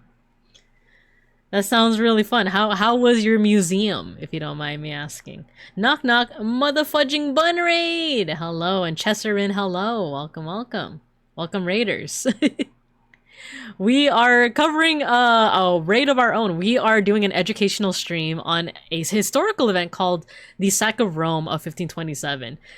Do keep in mind, especially for the raiders that just came in, that there is a content warning, because the topic that we're talking about right now actually covers a lot of physical violence, religious violence, sexual violence, so all those things. So if that is not your cup of tea, especially at this moment, do not feel bad about having to dip out. But we'll get to that soon. Feel free to let me know how your stream went. Yeah, feel free to let me know how it went for you guys. Let's see. Yeah, thank you, Matthew, for pinning that. Free weekend. I'm a fan of the 2 Point Studies Studio Dev, silly fictional museum sim management game. Ooh, maybe I should check that out. I know Nap's also been playing that, so maybe. The Richester constantly tells me to kill the visitors and eat them. Nice. Did ya? Did you eat them? Were they delicious? Yeah, thanks again for the raid. If you guys have to do any post-stream care, no worries at all. But if you want to stay behind, we are doing a bit of an edumacation today. So with that, we're going to get back into the topic that we were talking about, which is kind of like once now the city of Rome is being sacked by this point. Chesserin, are the visitors tasty? Yes? Nice. Awesome possum. All right, so let's go ahead and get back to what we were talking about. Yeah, so by this point, Rome was being ravaged. The Protestant mercenaries were essentially performing these, like, parodies of Catholic rites. So alongside, like, basically that image that we were looking at was basically, like, very indicative of what was happening. They were kind of, like, making fun. They were mocking these rites while also killing, maiming, and raping a lot of the clergy of this time. So, with that, that's basically, like, kind of a lot of, like, the bad of what was happening. Next slide is actually what the Last Stand song by Sabaton is based on. So there's this event called the Last Stand of the Swiss Guard. For those who don't know, the Pope, even up to this day, is protected by a force known as the Swiss Guard. And I looked it up, they actually are Swiss. I thought it was one of those things where, like, they started off Swiss, as in from Switzerland. But nowadays, you know, anyone could be part of the Swiss Guard. But no, I think to this day, they still uphold a lot of the traditions from their founding here during, like, the 16th century. Including the uniform, including the really cool uniforms. So yeah, the Pope up to this day is protected by a small army called the Swiss Guard. And during this time when the city of Rome was being sacked, they were defending the Pope to make sure that he escaped to Castel Sant'Angelo. And if you know what, this is actually a good time to play the song. Reload the page. Oh, my Spotify is freaking out. Sabaton. There we go. The Last Stand. Let's play it. Yeah, this is what the song is based off of. So, there was basically a total of 189 guards that were trying to defend the Pope at this time. Unfortunately, 147 of them, including the commander, Caspar Royst, were decimated, leaving only 42 guards left. In all, by the way, in all. So I think I did see something that like there were more guards than 189, but by this point they were killed during the defending Rome.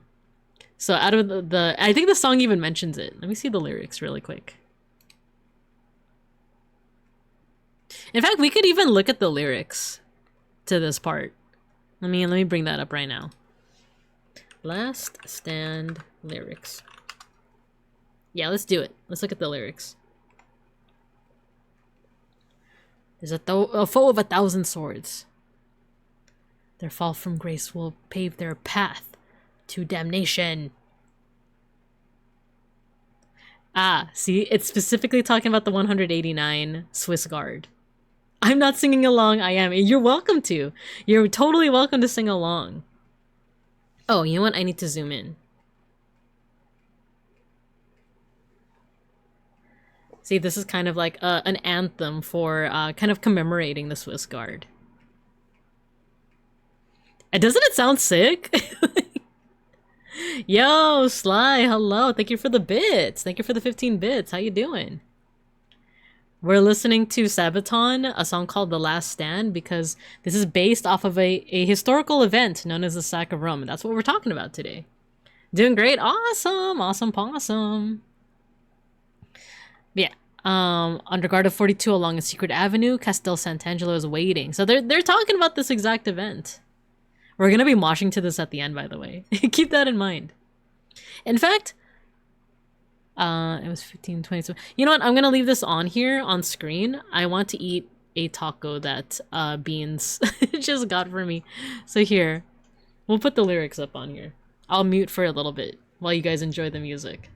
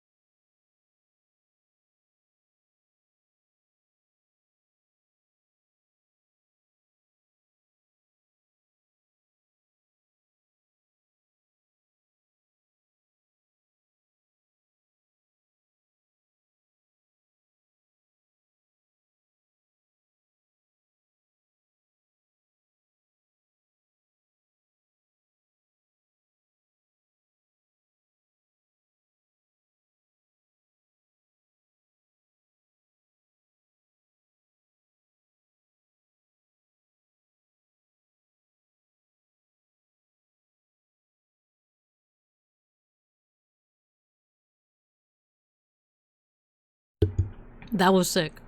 Same with this taco. Give me a second. I'm still finishing off my chewing.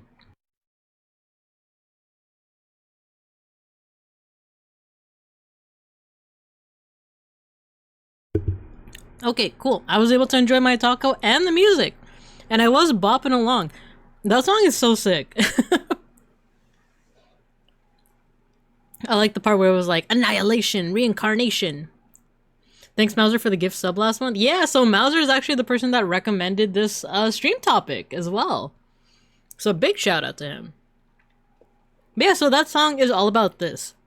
the Swiss guard defending the Pope as he was escaping from the marauding Imperial army and heading over to Castel Sant'Angelo. So 147 of them unfortunately died, but 42 of them escaped long enough to defend the Pope. So let me see, where is my slides? There we go. Oh wait, I have like a little slide controller thing. So the Pope was able to hole up in Castel Sant'Angelo for a little bit. You'll see it's about like a month or so. But outside of Castel Sant'Angelo, there were still casualties and still a lot of war crimes happening. So the pillaging would actually continue for a while. It would continue for 8 months, y'all. That's like the majority of a year. The majority of the pillaging did happen within like 3 to 5 days, like the first couple days, but there were still soldiers in there for like a while, and it took 8 months for them to eventually like move on to other places. Because even when Charles V would basically like assign new captains to the mercenaries, they would just ignore them. Essentially, the new captains would basically be ignored for the most part. So it basically was like, it wasn't until the German mercenaries were like, you know what, I'm good here. Let's go somewhere else and pillage them. You know. And the crazy thing too is that even there were some places that initially escaped from the pillaging in Rome because they bribed and paid off a lot of the marauders, a lot of the Imperial army. However, later on, they would still get pillaged, so there was no sense of loyalty at all. They were just trying to get whatever they could get, you know? By the end of it, 45,000 civilians would either be dead, wounded, or exiled. So that's a lot of people, right? And I think the population at the time, I don't really remember that much, and people can feel free to correct me. I think it was like 55,000. So that means only 10,000 civilians were left that didn't, die, get wounded, or become exiled. So that's so much people. That's like over 90% of the population. I'm not good at math, so that sounds like it's like 90%. But yeah, so this is one of the most like disastrous things to happen to Rome, and this is the second time that Rome was sacked, was plundered and pillaged. So if I had a nickel for every time it happened, I'd only have 2 nickels. But it's bad that it happened twice, So we actually don't have too much after this. Rome got to stop being so sackable, right? So we only have 2 more slides left. But we could also still look at some artwork after this. My Carthaginian homies hate Rome. Exactly. So, after sheltering for about a month, Clement VII was eventually captured. So, ultimately, unfortunately, like the Swiss guard, they did at least protect Clement from dying in the initial raid, but he did eventually get captured, mostly because the supplies at Castel Sant'Angelo ran out. So they didn't have enough like food and stuff to survive for the rest of the month. So after this, Clement the Seventh was kept prisoner. He did pay off the people that captured him to make sure that he didn't die. But Tuesday, hello, they got him to the castle, but the supplies were only good for a month max. Exactly. So let's see, what was I going to say? He would never again oppose Charles V after this. So basically from here, I feel like after seeing something so extreme happen to the city, you don't got that much oomph left in you, right? The idea of rebelling against the guy who, unintentionally mind you, like Charles V just wanted to threaten the guy. He didn't want the whole city to get sacked. And Charles V did even claim he claimed embarrassment. He was like, I was embarrassed by the sack of Rome. He still took advantage of it though. He wasn't like, you know what, we're gonna, well, I don't know. Feel free to correct me once again. I don't think at any point he was like, we gotta jail those people that did that. He was just like, dang, that sucks that happened, bro. So anyway,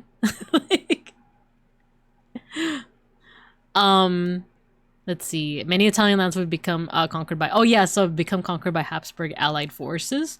The main way I know this once again is Italia. Your interpretation is correct. Okay, cool. Yeah, he was like, "Oh no, like it's so embarrassing that like my people did that. Dang, I can't believe that happened, bro. That's so messed up." So are you gonna do anything about the people that did that? No, not really. But anyway, Pope Clement, we got some stuff to talk about. We got some stuff to talk about. But yeah, so in Hetalia, by the way, I think after this war, it's funny because like for those who don't know, in Hetalia is basically an anime where like they personify different nations, and it does get kind of muddy because like, you know, with in the case of Italy, at this point in time, North and South Italy were like distinct, very distinct from each other. In fact, like Naples was distinct from Florence, which was distinct from Milan, which was distinct from like Rome, which was distinct from like Venice. So all of these are like their own kind of like republics and cities, but in Hetalia they instead choose to show it as like Italy is not one person but two brothers. So there's Italia Veneziano, which is North Italy, and Italia Romano, which is South Italy. So at this point, the way that they depict what happened afterwards is that like basically southern Italy lived with Spain at his house. And northern Italy became property of Austria, who both Spain and Austria by this point are Habsburg properties. So they depicted in Hetalia as like, oh, now they live at the same house. So that's the only way that I kind of like I kind of remember that like, oh, Romano lives with Spain. He calls him boss at some point. And North Italy, Veneziano, ends up living with Austria. But yeah, Charles V claimed embarrassment, but he still exercised power over the conquered pope and his lands. And what I put here is that he remade the papacy in his image. Once again, this is also kind of like another reaction to the Protestant Reformation. All of the players at this point are Catholic except for the mercenaries. So at first I was kind of confused with the aftermath, but I'll explain it. This is the last slide, by the way. Let me actually get a sip of water.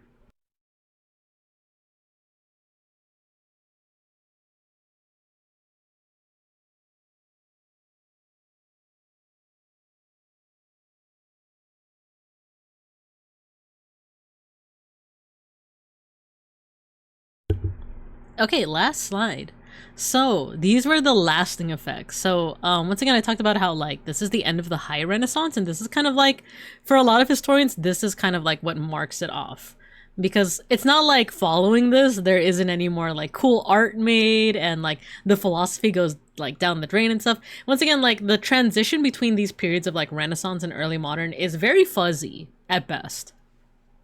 But this is just one of those markers that is like signaling the end. So following this, like a lot of merchants and artists flee from Rome. So it's no longer this like center of arts and commerce where like people could have these cool workshops and like they could work on their art, and they have all these patrons like the Medicis and stuff like that, which by the way is more so in Florence than in Rome. But like, you know, obviously the church can't be patrons as effectively as they could in the past at this point.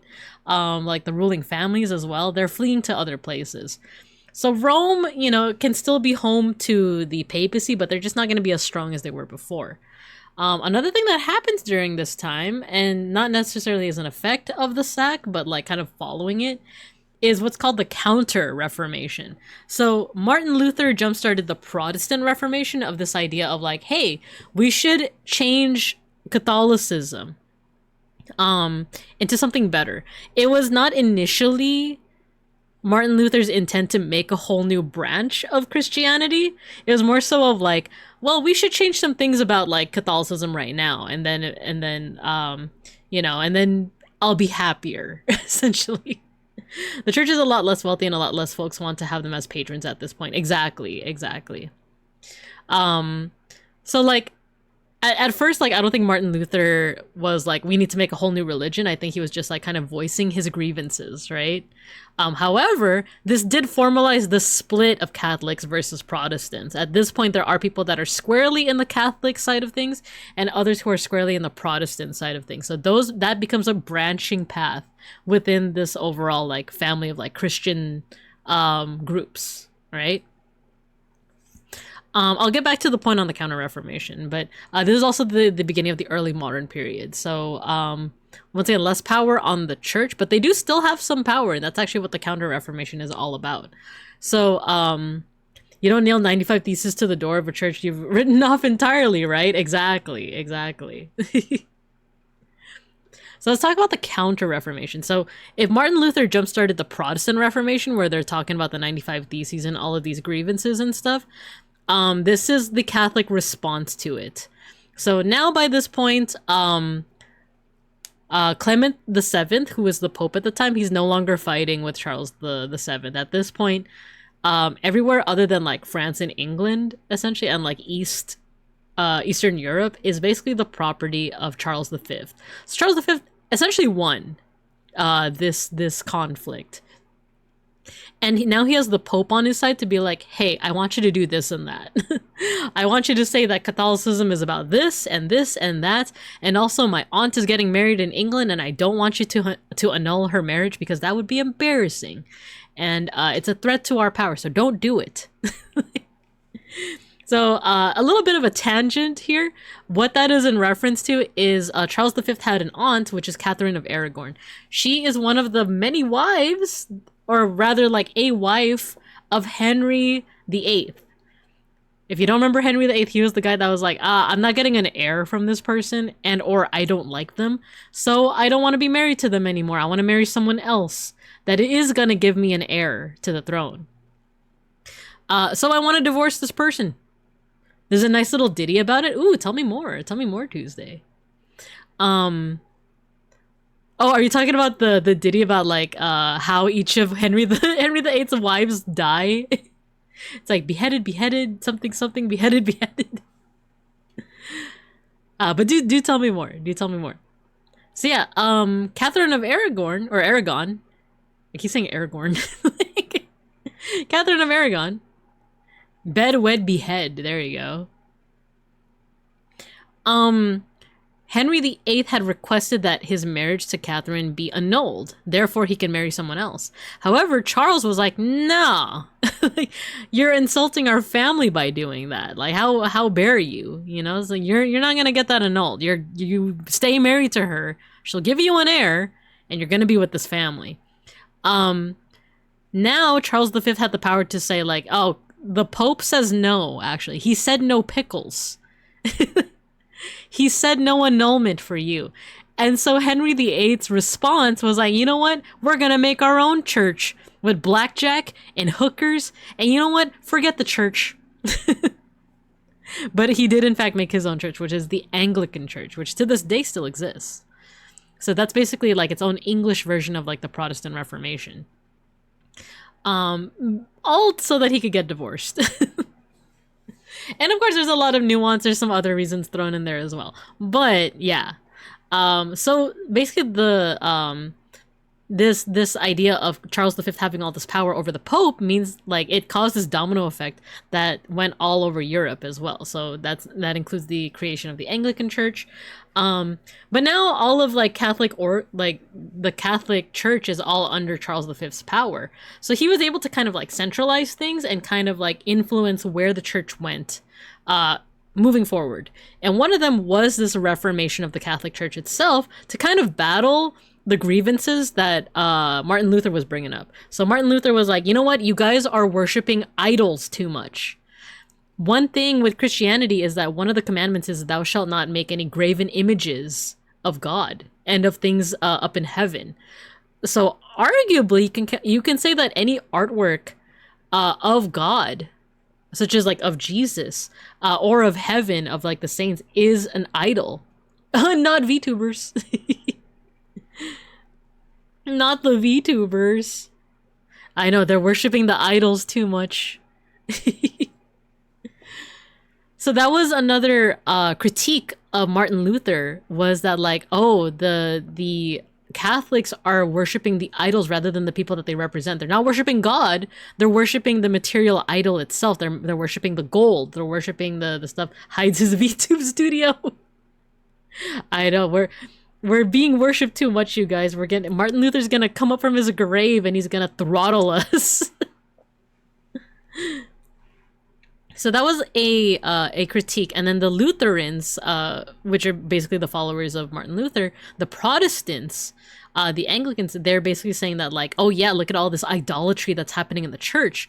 They are worshiping like the churches themselves, the Gothic architecture, the idols, the images of these saints, rather than the saints themselves, rather than God itself or himself. So let's get rid of them. Like, let's get rid of all of these icons, all of these idols. And that's kind of what you see here in this picture on the side, is basically the Lutherans and the Protestants were removing the heads off of these religious idols, because they saw them as like not worshiping God itself, but the physical thing that was representing God. So one of the ways that the Counter-Reformation tried to address that was by telling the artist, you know what, let's tone it down a little bit. We're making Jesus and the saints, we're making him a little too pretty. He's looking a little too sexy. We gotta stop. All religious art from here on out has got to be strictly about the story itself, has to be strictly about the faith. You can't be imagining things either. You can't be just like making things up. You have to put only what exactly happened in the Bible. All right, it's got to be canon. No fan-in. No, you know, fan-made theories.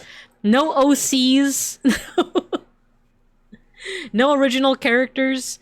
No, you know, like headcanons. None of that. All right, put away your religious fanfics now. Exactly.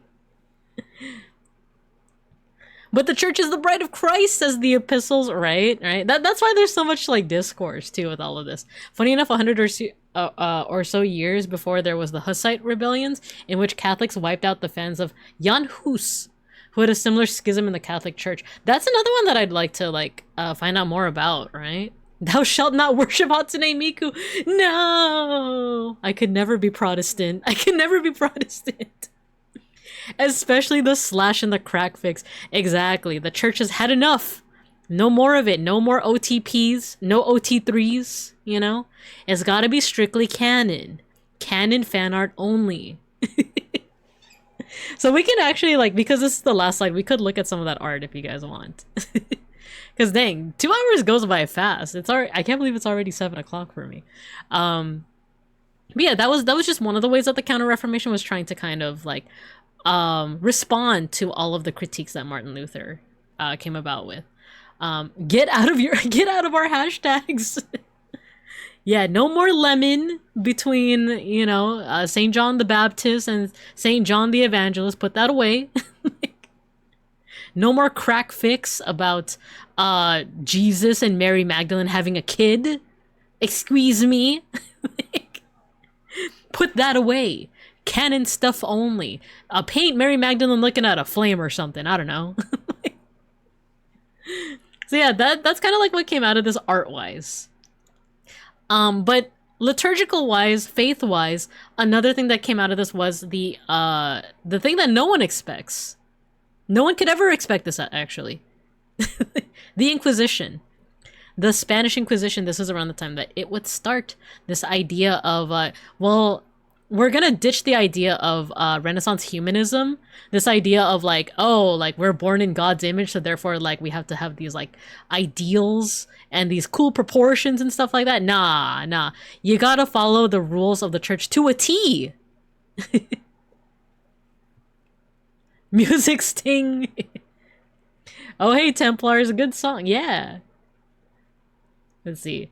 But how will the French kings bolster their legitimacy if they can't claim to be descended from Jesus? Oh, that's a good question, right? But how are we supposed to get away with our courtly courts and our crowns and our gold if we can't say that we're from Jeebus? Also, hello, Peck School. You played Felvidek? That was set in the Hussite Wars. Oh, cool. I did like Felvidek. I'm like, did she show the sack already? Yeah, we did. Yeah, we started a little bit earlier today. They showed many a sack. There was a lot of sacks that were shown today. Exactly. But yeah, so the Inquisition was during this time, and basically there was just this emphasis on listening to authority. listening to the word of the church, there's not really any room for any creative headcanons, like I said. There's no room for any like interpretation. It's like whatever the Pope says, whatever the priests say, whatever the monks say is infallible. What they say is the law. There's no room for interpretation here. Was it many or one big one? Oh, that's a good question. Yes. Including the Molgoth sacking Rome the first time. Exactly. So yeah, that basically is what followed. So the early modern period was like basically this big split between the Catholics and the Protestants. They kind of went their separate ways, but the Catholics were very much into like authority, and you would eventually see this kind of trickle down with the colonies in the Americas and in Asia, including the Philippines. Philippines mentioned. So it does beg the question of like, oh, what would have happened if this didn't happen, right? If we continued on with our Renaissance humanism, does that mean the treatment of the colonies would have been a little bit better? I don't know, because by its nature, colonization is still violent, right? But it's an interesting thought experiment, to say the least. But all right, probably not exactly. Like, yeah, as someone who like studies colonization when it comes to the Philippines, yeah, probably not. By its nature, colonization is just not good. Not good. No matter what people say of like, oh well, at least they brought education to the natives, right? They had their own education. Like they had their own education system. What do you mean? There's already another ad break. Time flies, right? Time flies. All right, I'm gonna go ahead and put you guys in the cup corner. I'm gonna eat the rest of my tacos, drink some water. I'm thinking, let's look at some of the Protestant Reformation art and the Counter Reformation art. And I think after that, we'll probably call it. So, apologies to the folks that arrived late, but yeah, we'll probably call it within like the next 30 to 45 minutes. But yeah, this was fun to talk about. But we're gonna have an ad break coming up soon. Let's go ahead and eat some tacos. I'll see you guys in a bit.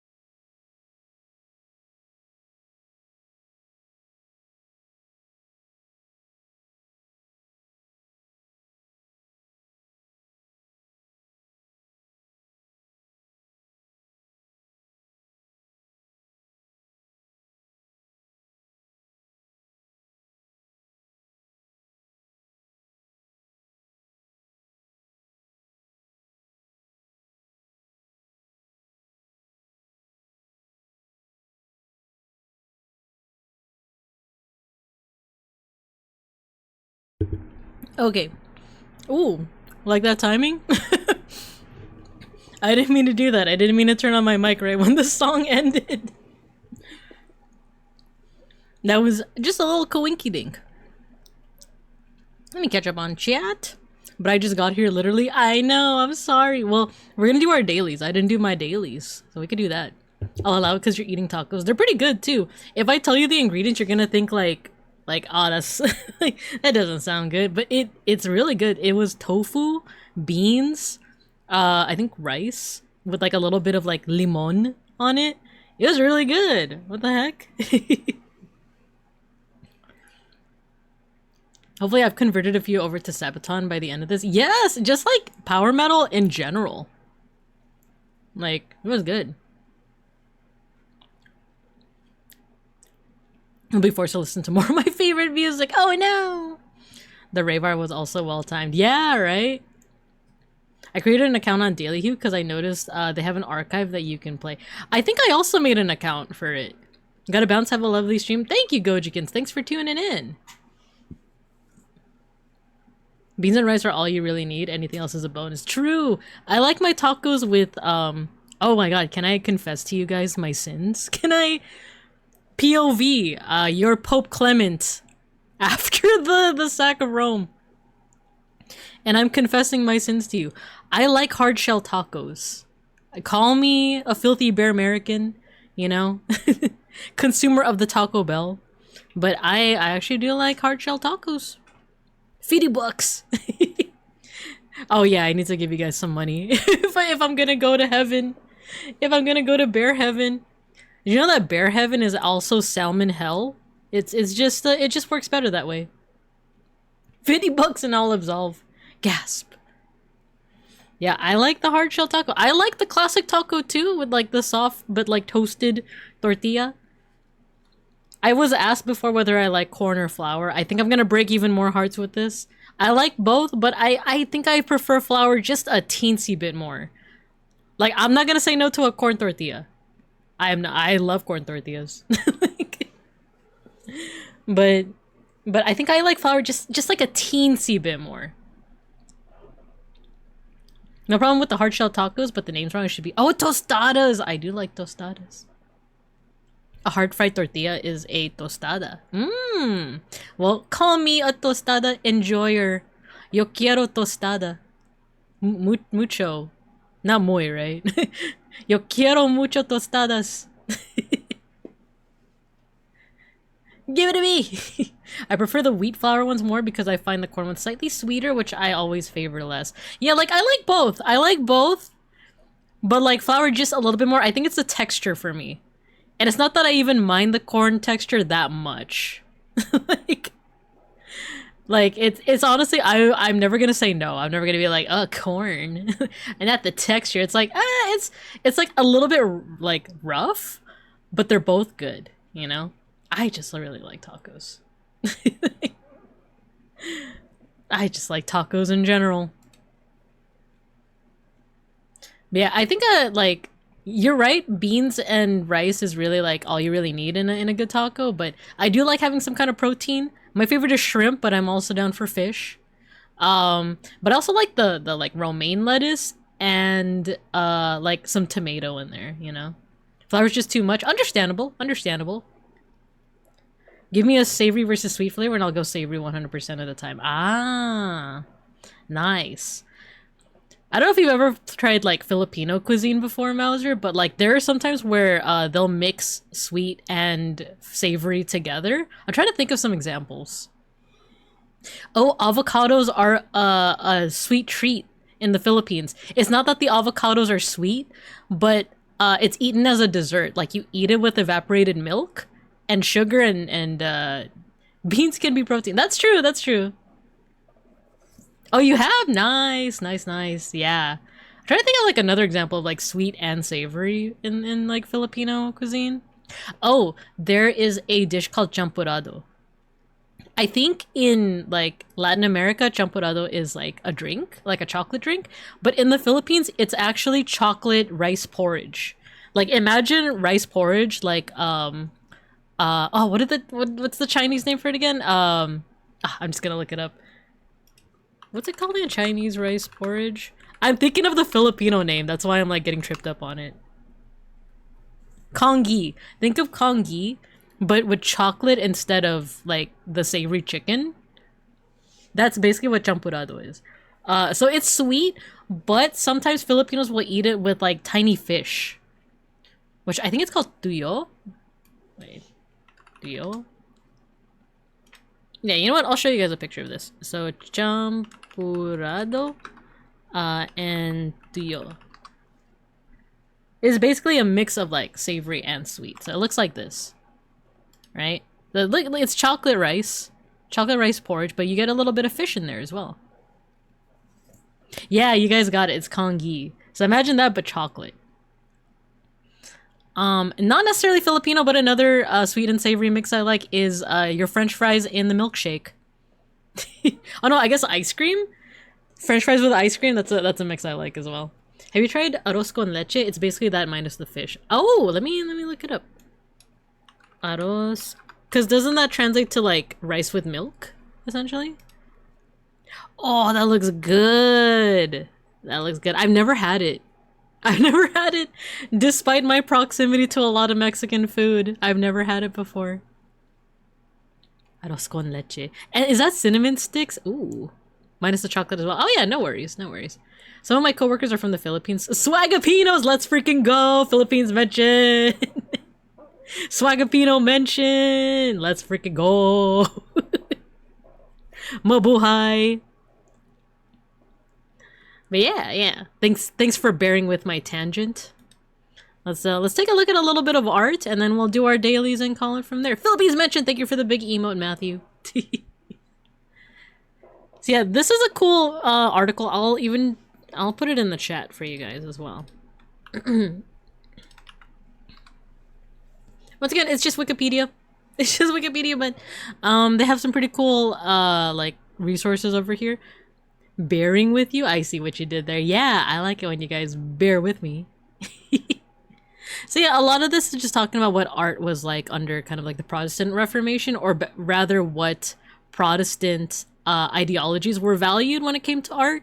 And it was basically that thing I said before of like not making graven images and idols and icons the central focus. Oh, we're so medieval. We're just so medieval. I still resent the Jollibee spaghetti though. No, I love the Jollibee spaghetti. Oh, no, you know what? So I will say this, which is also a little bit of controversial on all sides. I don't know if I like Jollibee spaghetti that much, but I love Filipino spaghetti as a concept. Basically my favorite Filipino spaghetti, classic answer, is the type that my dad makes. It's one of those things where it's like, oh, everyone else's recipe sucks, but my parents' recipe rocks. Like, I've had Jollibee spaghetti before, and it's kind of meh, you know? Like, it's kind of whatever. But the way my dad makes it, chef's kiss, you know? So sorry, everybody, you're gonna just have to imagine a superior version of Filipino spaghetti. And I do like it as a concept. In fact, because I grew up eating, like, Filipino spaghetti, when I first ate like legit spaghetti or like non-Filipino spaghetti, I was like, where's the ground beef? Where's the hot dogs? Where's the sweetness? Where's the cheese? But yeah, if you didn't know, Filipino spaghetti has all those things. The sauce has banana ketchup, so it's sweet. The sauce is sweet. There's usually ground beef. There's usually hot dogs. There's usually cheese on it too. So all those things, I love it. I love it, I love it, I love it. So when I got like legit Italian spaghetti one time, I was like, where is everything? This is just herbs and noodles. What the heck? Forgiven for having the understandable exception for family recipes. Right? Where it's like the Jollibee spaghetti is kind of whatever for me. It just tastes like whatever. But my dad's recipe though, it's got just the right mix of umami and sweet. He does the ground beef just right, you know? The sweetness is what turns me on to it. Ah, okay. Is there, like, if you don't mind me asking, what turns you off to it? Is it the hot dogs? Is it the ground beef? Is it the cheese? I feel like it would be the cheese, right? But yeah, so going back to this art, turns me on it. Oh, it turns me on it. That's what turns me against it. Ah, I see what you're saying. I see what you're saying. I love the sweetness. I love the sweetness. But once again, it's because I grew up used to that. It's the same with sour soup. Like there's a Filipino dish called sinigang, which is basically a sour soup, and because I grew up eating it, I love it. I love it. But Beans, my partner, he doesn't like sour soup. And at first I was like, huh? But I realized like sour soup, how often do you actually find that outside of Southeast Asia, right? It's the same, like, if you flip that idea on its head, he's Uzbek, but his family like also has like some Russian like culture stuff in there. So I don't like borscht that much, I'm sorry to say. But if you grew up eating it, I could see that you would like it, right? So yeah, nothing against the people that do like it. It's just not my cup of tea. But that's why that I can totally understand people not liking the sweet spaghetti and the sour soup, right? Familiarity breeds appreciation. Yeah, totally. Exactly, Tuesday. But yeah, so if we look at Art of the Reformation, basically, I want, like, at first I was gonna say like, oh, it's minimal because they're taking out a lot of the iconography. They're making it so that you're not worshiping the icon itself, you're worshiping what it represents. But it led to a very interesting development in countries that are predominantly Protestant. So it's a lot of the northern countries. So for example, like the Netherlands, Germany, they're more likely to have like Protestant populations. So the type of art that you would see develop from this, instead of instead of religious art, you see more of this. You see more secular art. And also because of a weird kind of like loophole, Greek mythology art. Because it's like, oh, by this point, like no one is, or rather like within these communities, no one is worshiping the Greek and Roman gods and goddesses. So it wasn't seen as any kind of idolatry of like, oh, how dare you, how dare you present this. It's basically the like something akin to like making like Harry Potter fan art, which is less expected, right? Right? Because if the whole thing is like no idolatry, they even, like, I think one of the critiques was against here, The Last Judgment by Michelangelo, because it does show a figure from Greek mythology.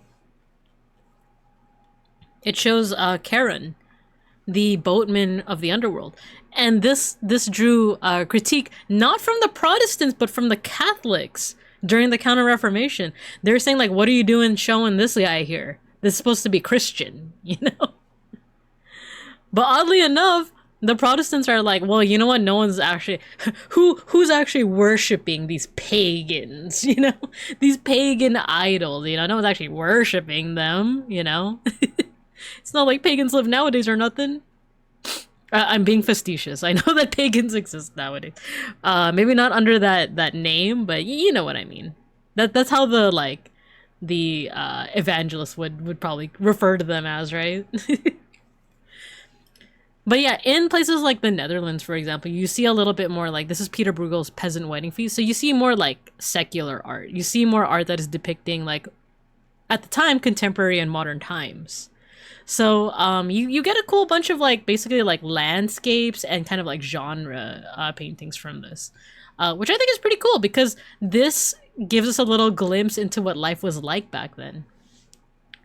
I think I don't know if it's Peter Bruegel, but I recently saw a painting that is it this guy who did like there was like an ice skating work, or maybe I'm thinking of this one, Hunters in the Snow, where it's like, this is really cool. First of all, really cool composition, but also you get to see a little bit of like what daily life was like for these people back then.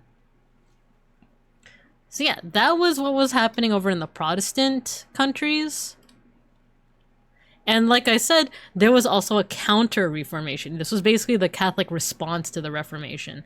So this is where they were like, all right, no fan art, no fanon, no OCs, no headcanons. It's got to be strictly canon Bible artwork. And that's why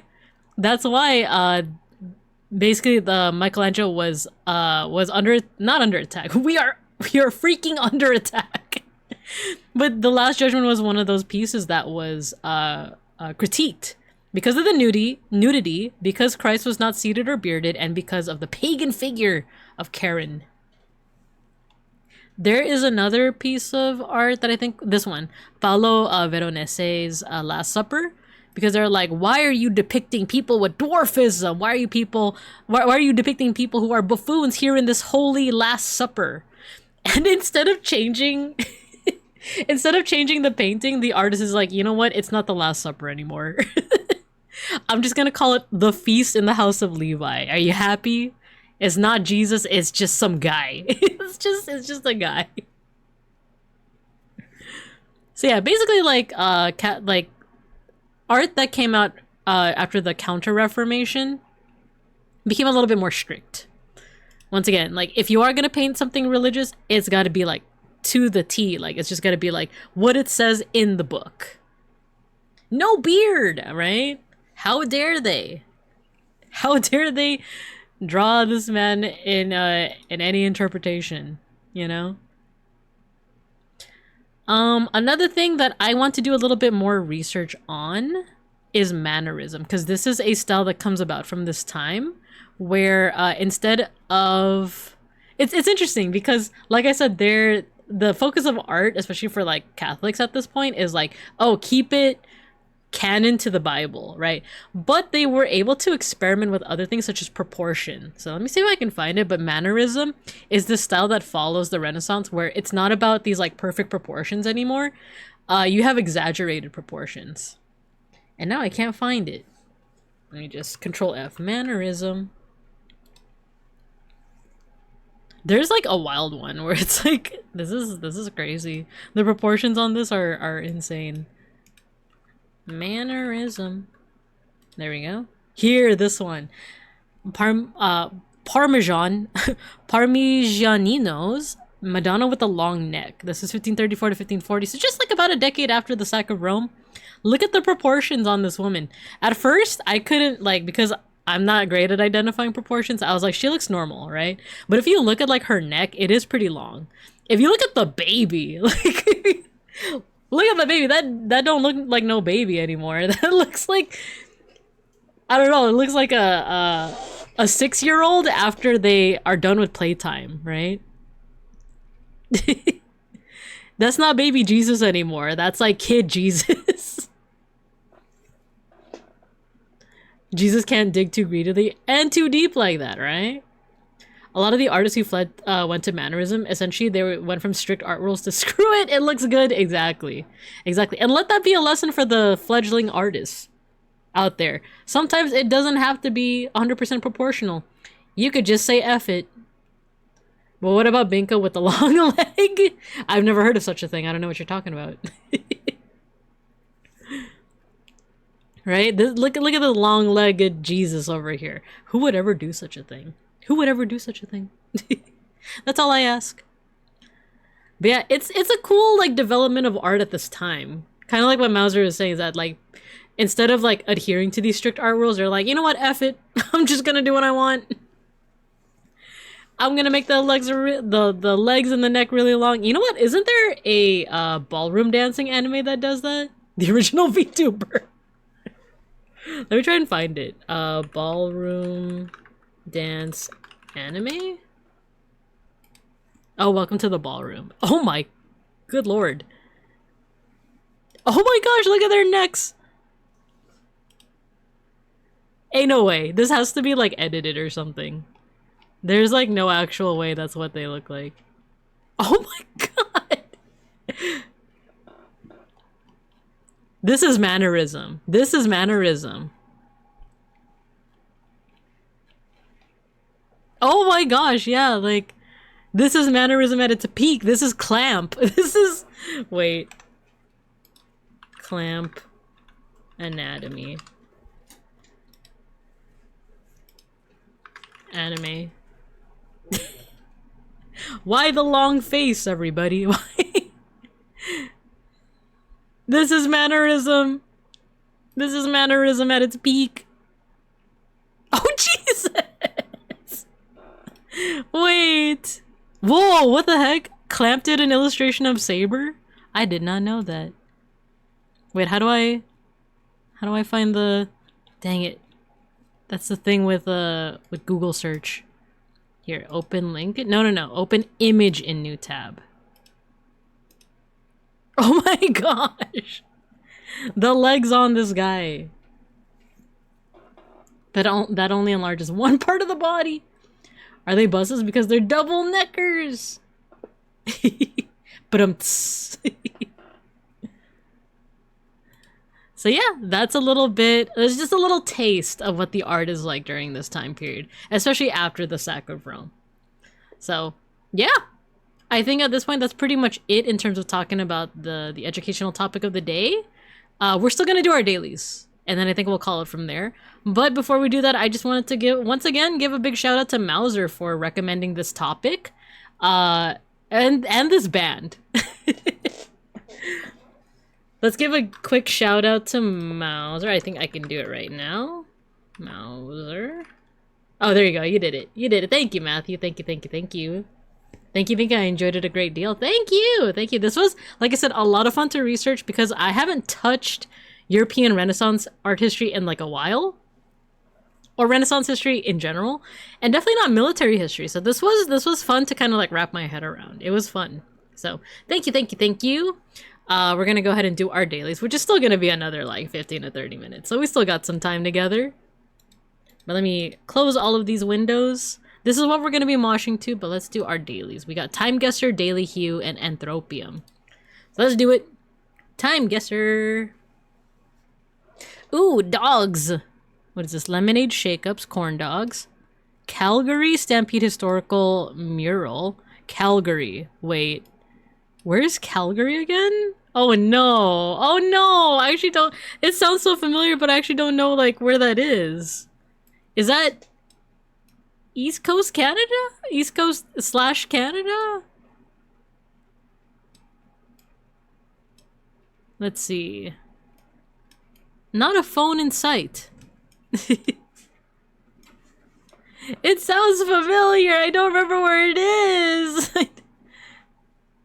I was about to send bits, but now you're killing me. No, don't send bits. I don't deserve it. I was gonna say, wait, it's like that game, Procession to Calvary. Oh, wait, that's Calvary. Footlong hot dogs. I mean, there's lots of Western stuff over here. Candy time. Actually, yeah, I'm not seeing very many phones in sight. There's a digital camera over here. So maybe this is 2000s.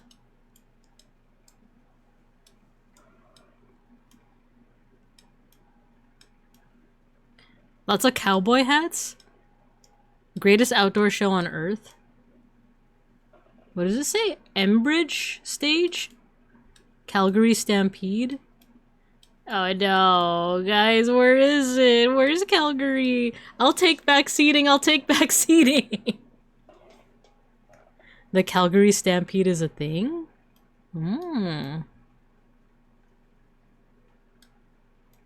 Alright, let's begin our long search. It's giving like, you know, like Bear America because of these images over here. But Calgary feels like the name, it feels Canadian.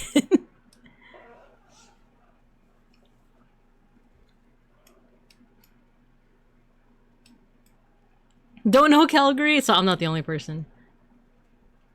Why would I be offended? Schenectady. Here, let's look at...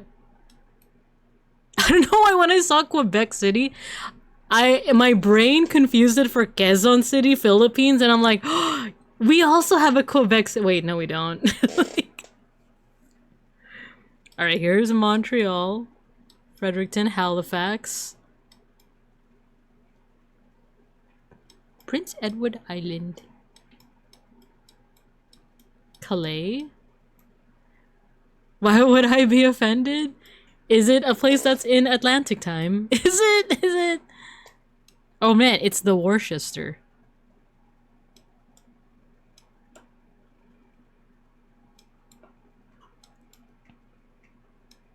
There's a California over here. Oh yeah, I think this is 2000s, by the way. Not in my time zone, but yes, it's in Canada. Okay, cool, cool. That's actually super helpful. That's all I'm giving. Okay, we're starting the search. There's a London.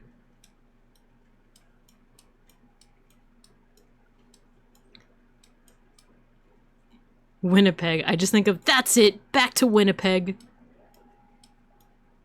Ah! Ah! Look! We found it! Yay! And it's all thanks to Mauser. It's all thanks to Mauser. Let's say 2003 Calgary. 5 years off, 2008. Nice. Hip-hop dancers performing in front of a crowd during Calgary Stampede, an annual rodeo exhibition and festival held in every July in Calgary, Alberta. Oh, cool! Awesome possum. Nice. Per una Sicilia Nova, for a new Sicily, vote communist. Okay, so we're in Sicily, Italia. Let's say Palermo. The cars look 40s, 50s? No, they're like kind of 40s looking. We do see a lot of women in these like suit dresses too, so maybe this is like late 40s. Because there's also lots of guys. So I'm wondering if this is during wartime or after wartime. Maybe this is late 40s. Let's say 1948. Sicily? 15 years off, it's the 60s. Ah, I see, I see. Well, I guess they wouldn't be so quick to go to communism right after the war, right? Because they're still recovering from, like, the fascist dictatorship. Pedestrians and traffic moving through Piazza Verdi in Palermo, Sicily, beneath a Communist Party election banner during a regional political campaign. Ah. Europe and 40s usually don't match, right? Like, they're a little bit more destroyed looking. That's a good point. That's a good point. I was mainly looking at the cars and the outfits, but you are right. You're correct. Okay, so we're seeing Asian flag. Wait, this is the Malaysian flag, isn't it? Chap Nam Lee Chong. This fashion does look 50s. I think this is the Malaysian flag, I want to say. The only thing is Malaysia's pretty big and widespread. Oh, no, I'm thinking of Indonesia. Let's say Kuala Lumpur. The fashion looks 50s, like especially these dresses over here. The cars are looking, I don't know, I associate this beetle more so with like the 60s. So what if we say 58 or 59? 59 Kuala Lumpur. 9 years off, it's actually early 50s. I see. But not too bad. We're getting the locations all right. Victoria. What does this say? Rueg Perry? Tepiche? Tepiche? Capiche? Victoria. Isn't that's a location in Australia, I want to say, but I don't know if that's the flag. What does this say? Bramstrobe. I can't quite read that. That looks like an H, but the rest of it is a little too muddled. Harleman, I want to say. Ooh, more cars. This is looking like, you see? This is looking like the 30s. Wait, what does this say? Ah, the text is like a little too hard to read. Oh no, okay. Wait, Schweizerhof Bar? That sounds Germanic. That sounds Germanic. The architecture is also a little bit European as well.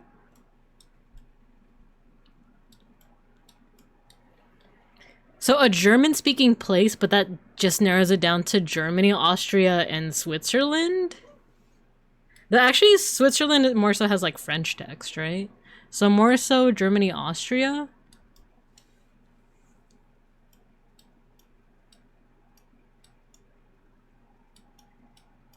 Dang, if only I could like read what like these locations say.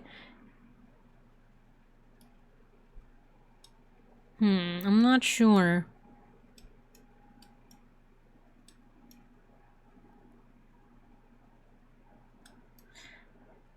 Actually, I'm not sure either, because if it's a Germanic-speaking place closer to the 30s, that's like a little close to the war, you know? So I feel like it looks a little bit more prosperous here, right? Those signs can't stop me. I can't even read them. It's true, right? The cars look old though. They look like they're from. Wait, let me look at my. They seem to be in uniform. They do. They're all wearing like. Maybe this is like cultural garb, right? Let me get my like drawing book.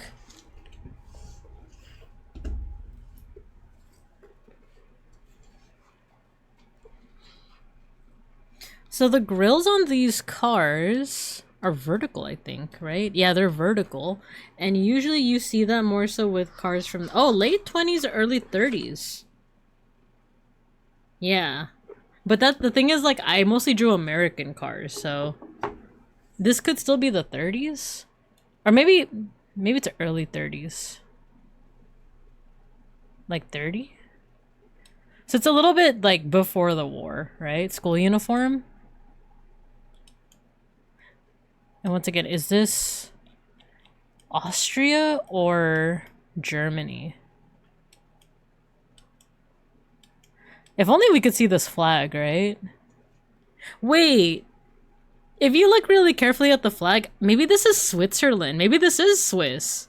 Because look at the flag. I think this is like the corners of the cross, right? I don't know, I feel like I'm reaching, but let's try it out. Let's try it out. Because, like, if it's Austria or Germany in the 30s, I feel like it would look... Is it weird for me to say, like, it would look a little bit more depressing? The only thing is there's a bunch of places in Switzerland that we can pick. Because there's Bern, there's Zurich, there's Geneva. Let's say Zurich. Leo DiCaprio pointing at the screen. I see what you did there. Alright, let's do Zurich 1930s. 1939, so it's right when the war starts. Women dressed in traditional Swiss clothing. Wait, why are we so zoomed out? I want to see how close we got. Oh, cool! Yeah, we got it! We got it. This is Zurich. Through Zurich's Bahnhofplatz, possibly during the opening parade of the 1939 Swiss National Exposition, an event that formed part of Switzerland's broader policy of geistige Landesverteidigung, promoting national heritage and unity on the eve of World War II. Oh, interesting, interesting. I think that's Pope John Paul, isn't it? Speaking of popes. Wow, we were just talking about the Pope Clement VII, and now look how far we've come. I think this is John Paul, I want to say. I don't remember, like, the popes that well, you know? I just remember the one before Pope Francis. If I get excommunicated if I say this, he looked kind of evil. like the Pope that came right before Francis. Because we got Pope Leo, right before him was Francis, and then before him was, like, I forgot his name. And then before him was John Paul, right? Because I remember I was a kid. John Paul before his... He got an assassination attempt? I actually didn't know that. I feel like that's... Like, if you know the specifics of that, you would know, like, when and where this happened. The flags look... That looks like the Spanish flag, but it's missing the coat of arms. But I'm trying to remember if the coat of arms is, like, on this side of the flag. Several of them had an almost Palpatine look to them. Yeah, the guy before... What was his name? What was the guy right before Francis? Because he did kind of look like that. Like, I feel bad for saying it, but he did kind of look like that. He's not in the Pope Mobile. Oh, you're right. So I want to say this is the 90s then, right? Because I remember Pope John Paul from my childhood. But I don't remember when he died. I don't remember if it was the 2000s or something. Benedict! It was Pope Benedict. Yeah, you're right. I kind of want to say Spain because the flag, right? It looks like the Spanish flag. Like, it is missing that little, like, there's like a more to the flag, but I think it's over here on the right side, so it's a little hidden. Let's say 1998. Ah, okay, cool. Yeah, it's Madrid. Pope John Paul reading the crowds in Madrid before his visit to bless and consecrate a newly completed Almudena Cathedral, a monumental landmark that took 110 years to build. Oh, cool, cool. Well, let's see what score we got. Nice, we made it into the 40K. Very nice. Okay, let's see. Daily games, put it here. Paste. Oh yeah, let me also stop raids from coming in since we're gonna be ending probably within the next, like, 20 minutes? It's Benedict. I just looked it up and all I could hear was unlimited power. Yeah, like, I hate to say it. I'm gonna get excommunicated by saying it, but he do kind of look like that. Alright, next up is the Daily Hue. 40K mention. Let's see what the original color of this was. Unfortunately, I can't zoom in, so we're just gonna have to go off of vibes. This is a Pond Lily table lamp, Tiffany Studios, 1902 to 1932, circa 1902 to 10. Okay, so this is turn of the century, right? It could be that vibrant, like, green color, but I kind of want to say that maybe it's like yellow instead. Let's try this. Like, let's try something right in between. Down on the saturation. Up on the lightness. Submit guess. What do we get? Ooh, 18. Not good. Okay, we're actually pretty close hue-wise, so I think it is probably like a yellowish. And then Mauser says orange. So let's find a happy medium between the two. Let's say, well, actually, if we're close on hue, maybe it is something closer to like a green yellow. Saturation though, we are way off, and lightness, we are way off. So let's go on the opposite end over here, and then opposite lightness. So it's very dark, but very saturated. That doesn't quite look right, but let's, I want to say maybe something like that, and maybe this is too saturated. Something like that? That looks a little bit more realistic. Let's try it out. 35! Oh, it's not looking good, you guys. It's not looking good. So, let's see. So we're in the 70s with the hue. Saturation needs to go way up, it looks like. And then lightness, we're getting closer. So let's just move it here. What do we have? That's super saturated. That doesn't quite look realistic, but let's try it, you know? We keep getting low scores. Let's try it out. Ooh! Okay, 88? We're pretty close with saturation. We're pretty close with hue. That's a big jump. Let's go right here in the middle. And then let's go right here in the middle and see what happens. Submit guess. 94! We're so close! We're so close. The name gives it away. Pond lily? I don't know flower colors. Well, I guess if it's a pond lily, like a lotus or something, then yeah, it probably would be a color like this, right? We got the right saturation, now it's just the hue. We're like a stone's throw away from it. 81? What is this now? 80... 82? 83? Submit guess? Ah, 97! We didn't get 100, but it's okay. We got pretty close. That's still an A, right? That's still a high A. It's an A+. Who could ask for anything better? Me, I could ask for something better. But cool. Oh wow, that's super vibrant. It's a vivid emerald. Continue exploring.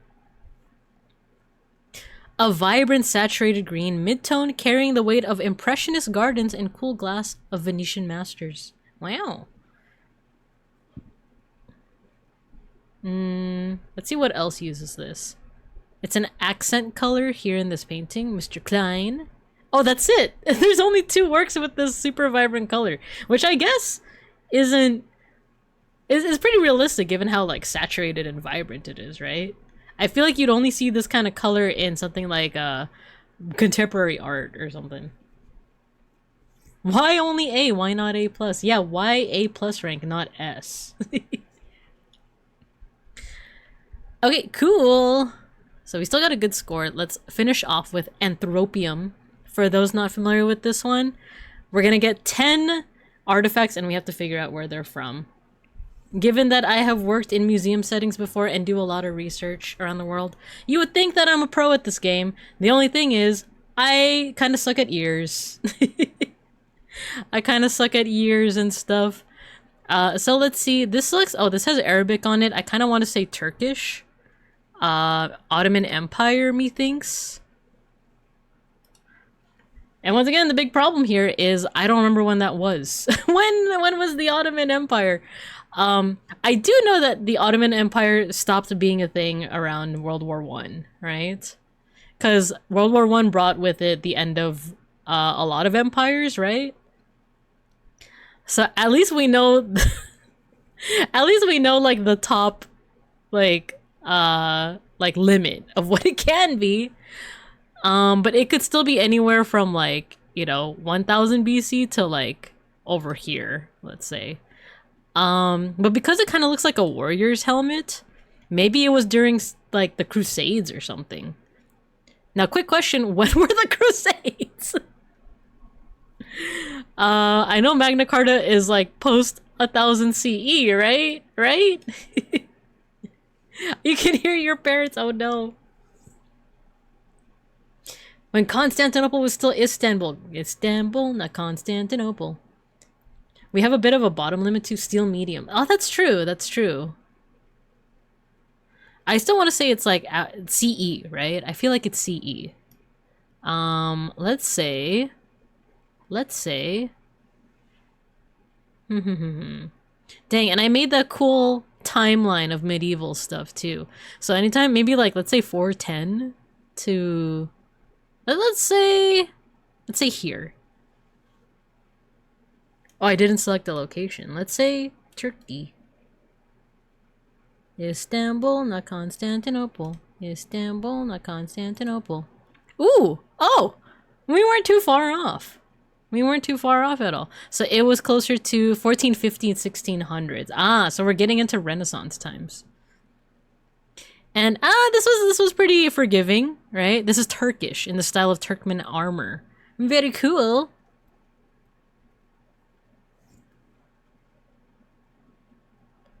Wasn't it the other way around? Yeah, steel wasn't big before CE for sure. Yeah, and I think that even counts for the cultures that are famous for steel, like, or metallurgy rather. Like, I think within East Africa as well, or West Africa rather.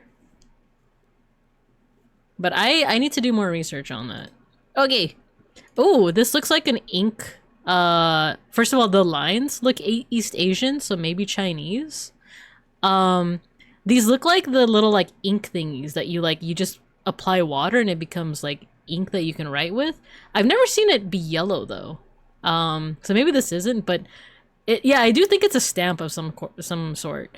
And the lines, like the wispy lines, do remind me of East Asia, specifically China. So let's say Beijing. But I'm kind of at a loss time period wise.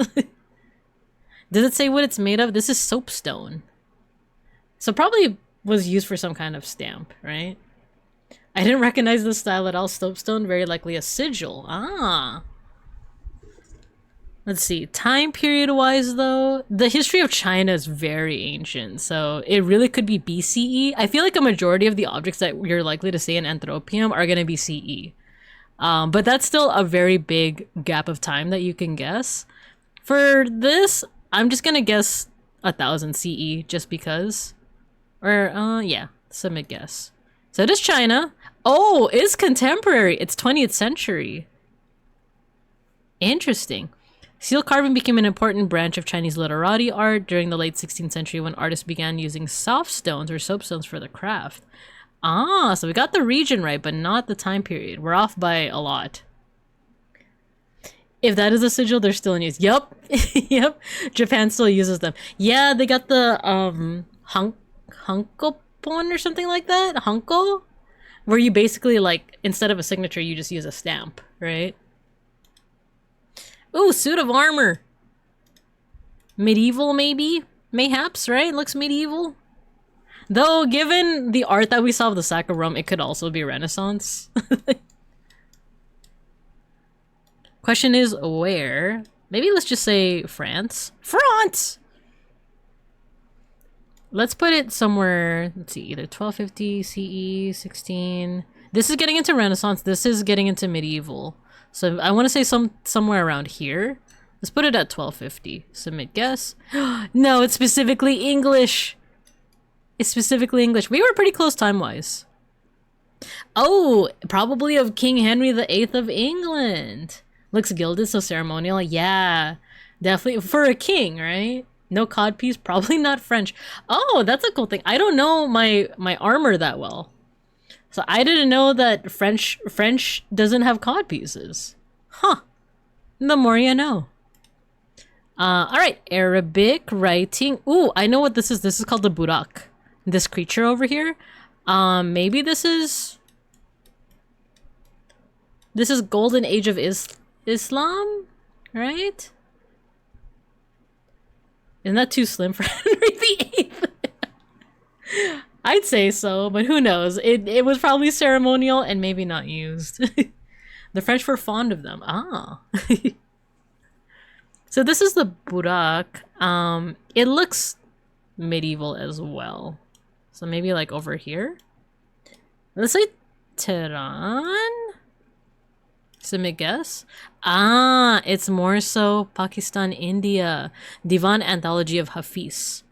Opaque watercolor, gold, and ink on paper from India, Kashmir. Oh, last quarter of the 18th century. We keep being just a little bit off, right? Ooh. Wait, I need to zoom in. This looks Asian, but it could also be Southeast Asian. Because this looks like a mix of what you would also see in like Islamic art, like the features on here, but this even looks a little bit like Arabic, right? Just a little bit. But the features also kind of look East Asian. Maybe this is Central Asian? Like over here, right? Enhance. Oh, there's more too. Oh no, this isn't. Oh, dang it, I keep on zooming out. It's a wolf. But these dots kind of are giving like Arabic, right? Like even if this isn't Arabic writing, it looks like this is the like style that you would use if you were writing in Arabic. That's why I feel like maybe this is like South Asian or Central Asian. It's specifically like this figure right here, like the face of this one, like reminds me of how you would see like Chinese figures. The face definitely makes you think of East Asian, right?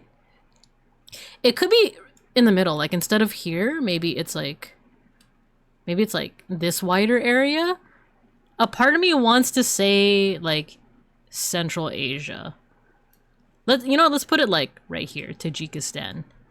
I wouldn't know the time period though. That I'm just gonna take like a full guess and say 500 CE.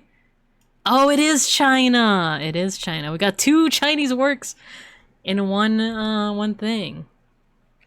Ooh, okay. This type of metalwork can either be West African or Central American. I'm leaning towards African, especially with this style of metallurgy. There's like kind of this like coil to it. Let's go to good old Benin City, which is not in Benin. Benin City. I wouldn't know time period though, so I'm just gonna take another wild guess over here. 1250 to 1500 CE. Submit a guess. Oh, nice! There we go, Benin City. But it's a little bit more contemporary. It's 18th to 19th century. So this is Portuguese heads and mudfish. Dang, that's how they saw the Portuguese. That's how they saw the Portuguese. Ooh, this one looks like it could be Mediterranean. And very old. But also it's like undecorated, you know? No, what fair? I keep assuming West African metalwork is older and I'm always wrong. Me too, Tuesday, me too. I keep assuming that it's like super ancient. And it's like, actually this is 19th century. This is like super like not like there's no ornamentation to it at all. There's no paint, there's no glaze, there's no nothing. I don't have too much to go off of. I think that maybe this is like really early Mediterranean, but once again, I wouldn't know like where, because of the lack of any like decoration. It's earthenware too. It could even be American is the thing, right? Monday says looks very Greek pre-amphore. Ooh, so maybe like Mycenaean. Well, Mycenaean also like had a lot of decoration on their ceramics. Unless this is like super ancient, you know? Let's go to 2000 BCE. Let's just put it somewhere like, let's put it somewhere here in Greece, right? It feels Mediterranean. Ah, okay, it's an amphora. Nice, good call to Monday. I low-key disagree, but it's not a very distinctive shape, right? I do feel like if it was something like Mesoamerican, there would, for one, it would be a different color. It would be more reddish, but I feel like it would still have a little bit of ornamentation to it, right? Time period, we're way off though. It's 500 CE, but we got the location. All right, round 8. What is this? Ooh, look at this geometric design over here. I kind of want to say this is another like kind of like golden age of Islam piece, right? Like this is something I could see like here in like Iraq. Like maybe Baghdad, right? And then maybe like over here, 16 to 1875. No, let's do that. Ah, no, it's bookbinding from Egypt or Syria. I see. Money just gave a woot and did a little happy dance. Oh, that's so cute. I love it. I love it. And this is a little bit earlier. All right, cool. So this is Egypt or Syria. Next round. Round 9 of 10. Ooh. Huh. That looks like a Japanese top knot, but the quality of the statue looks like Roman, right? Greek or Roman? Like this looks like marble. That hairstyle, that's not a top knot. That's just what their hair looks like. Is this marble? It is marble. Could this be Greek? Or even a Roman copy is the thing. That's interesting hair. Is that like her bangs? Kind of like a little pompadour. The hairstyle is distinctive, but I have no idea where it might have originated. The marble and just the style of like the carving reminds me of like Greek. But it could also be a Roman copy. Because there have been a couple times, especially with this game, where like it's something that looks very, very Greek, but it's actually the Roman copy, you know? So I might want to say Rome. Despite the fact that it looks Greek to me, it's giving Greek. Let's say here, 1000 CE. Ooh, 1 BCE. And it is Roman. It is Roman. Look, whenever something is Roman, look at it. Look at how much leeway they give you. You could say Egyptian, and it would still count, right? Or even a later imitation of the style. Yeah, you kind of called it. Like, it's a Roman matron. Okay, and Rome did copy Greek styles a lot too. It is a little bit later, so I got that wrong. But oh no, it's a little bit earlier. It's a little bit earlier, so it's BCE. All right, last round. We didn't get anything from the Americas. Is this it? I don't know. This doesn't. This style of glazing doesn't quite look like it's from the Americas to me because of the cracks over here. We didn't. I can't believe we didn't get anything from the Americas. I love Mesoamerican art. This is feeling kind of East Asian.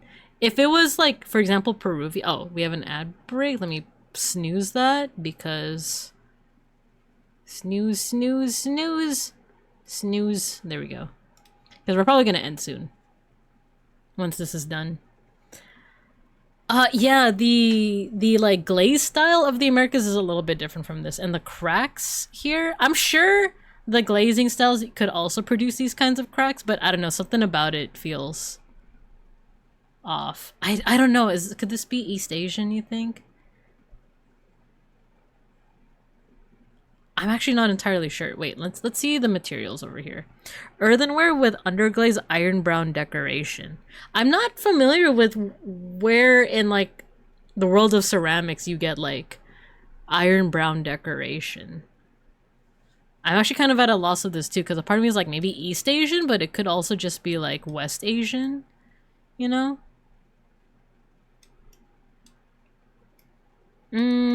Let's take a gamble.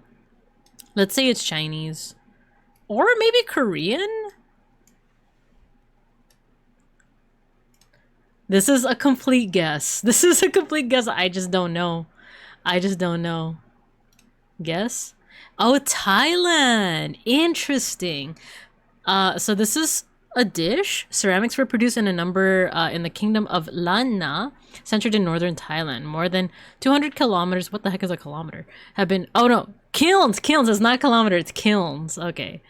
Have been found in the vicinity of Kalong to east of Mae Lo River, situated halfway between Chiang Rai and Chiang Mai. Kaolin producing thinly spotted, elegant, off-white or buff bodies. Oh! Wait, kind of like Chinese porcelain. It's like white, but with the blue decoration, right? So the clay is lighter. Oh, okay. So I'll keep that in mind for next time. Where like, if you see lighter clay, it might be more likely to come from Asia. Interesting, interesting. Let's see our score. We're in the top 16%. Very nice. Share results. Our highest was the first one, the Turkish helmet, as well as the Portuguese headed mudfish. And then our worst was probably that last one, the dish. But not too bad. Not too bad at all. We did it! We did it! Alright guys, that's pretty much the end of the stream. Thanks for tuning in to the dailies, to our lesson on the Sack of Rome. Once again, big shout out to Mauser for recommending this topic. But don't go so quickly, because the last thing we're going to do is we're going to mosh. For those unfamiliar, we have an end of stream tradition, which is our end of stream mosh pit. All you got to do is I'm going to play some music, and I think it's only apt if we play Sabaton's The Last Stand, because this song is all about the last stand of the Swiss Guard. So once you hear the music, all you gotta do is go ahead and spam your favorite emotes in the chat, and I'm gonna make your little stream avatars on the floor there fight each other. There's no correlation between how many emotes you spam and who wins the mosh pit. It's RNG, and it's not rigged. Not rigged because Sabaton is cool. Exactly. Thanks for the stream. Thank you. Thank you. And by the way, next week we have another educational stream recommended by Matthew. So that's gonna be on war games and stuff like that. So I'm excited to do the research for that, but once you hear the music, get to moshing. Let's put the volume up.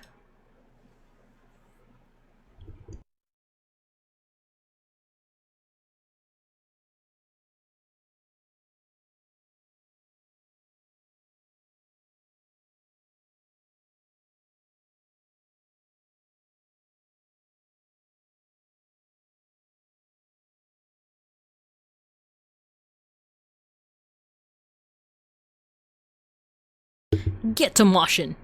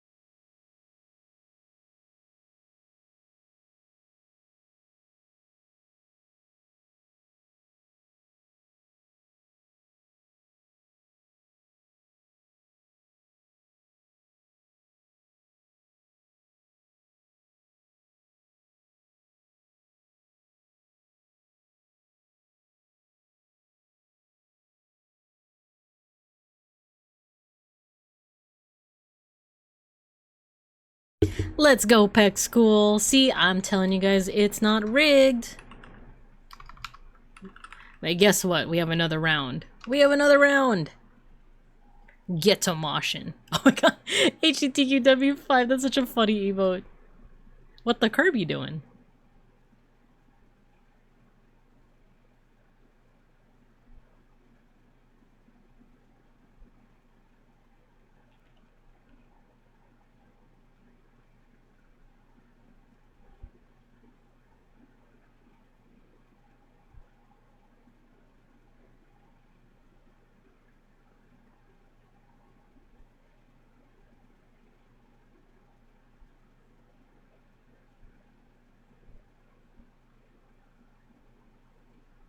Yeah, I love the genie emotes.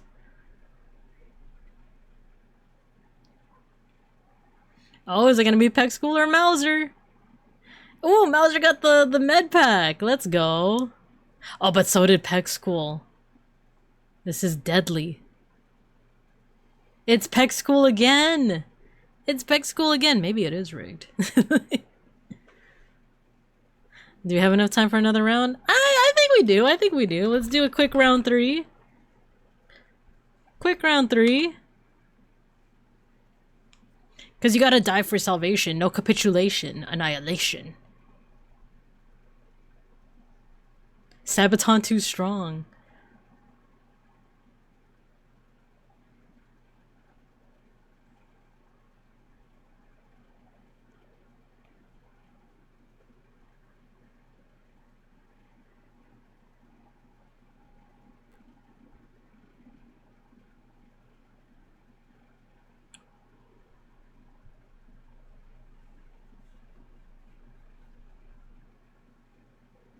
Yippee! Yahoo! And look, it's down to Peck School again versus HDTQW5. I don't know, HDTQW5, you got the high HP. I feel like maybe Peck School's gonna be dethroned this time. Who knows? The nose knows, and my nose is itchy. Oh, there's another med pack. It's close. It's close, this one. It is. Should we? Okay, let's rewind just a little bit, just to reach that climax, right? Of the fight. There it is. It was the guitar solo, I think. I'm pretty sure it was the guitar solo. But congrats. I still have to make my schedule for next week, but I unfortunately will not be streaming tomorrow. I have a big work event. But thanks again. Big shout out to Mauser for the topic of tonight. And if you guys want to see my schedule for next week, it'll be on my Discord. So yeah, it's got to be the riff. I think that's what empowered y'all. Only 2 wins, so $10 a win. I'll PayPal you later. No. It's not rigged. I keep telling you guys. Alright guys, I know who we're going to raid into. What? Oh my gosh, Mauser! What the heck? What the heck? Thank you for the bits. That's amazing. Thank you. Give some hype and love to Mauser. Thank you. Thanks for the stream. Thank you guys. That's so generous. And also thank you all for tuning in. These educational streams are super fun to do, to research and to pull off. So, and then Matthew, thank you for gifting Mauser a sub. Thank you. We're gonna go ahead and raid into Regulus. He's currently playing my favorite game of all time, Final Fantasy IX. It looks like he's near the end because he's messing around with secret bosses. So if you don't want to get spoiled on Final Fantasy IX, it's okay if you hop off the bus here. Remember to tuck and roll. But otherwise, we're gonna go ahead and raid into him. Alright, we reached the hype train and we're gonna end soon. But thank you guys, thank you. Alright, we're gonna go ahead and start that raid. I hope you guys have a fantastic, effervescent, great morning, afternoon, and evening. And as always, I'll see you guys when I see you guys. Bye-bye! We raid.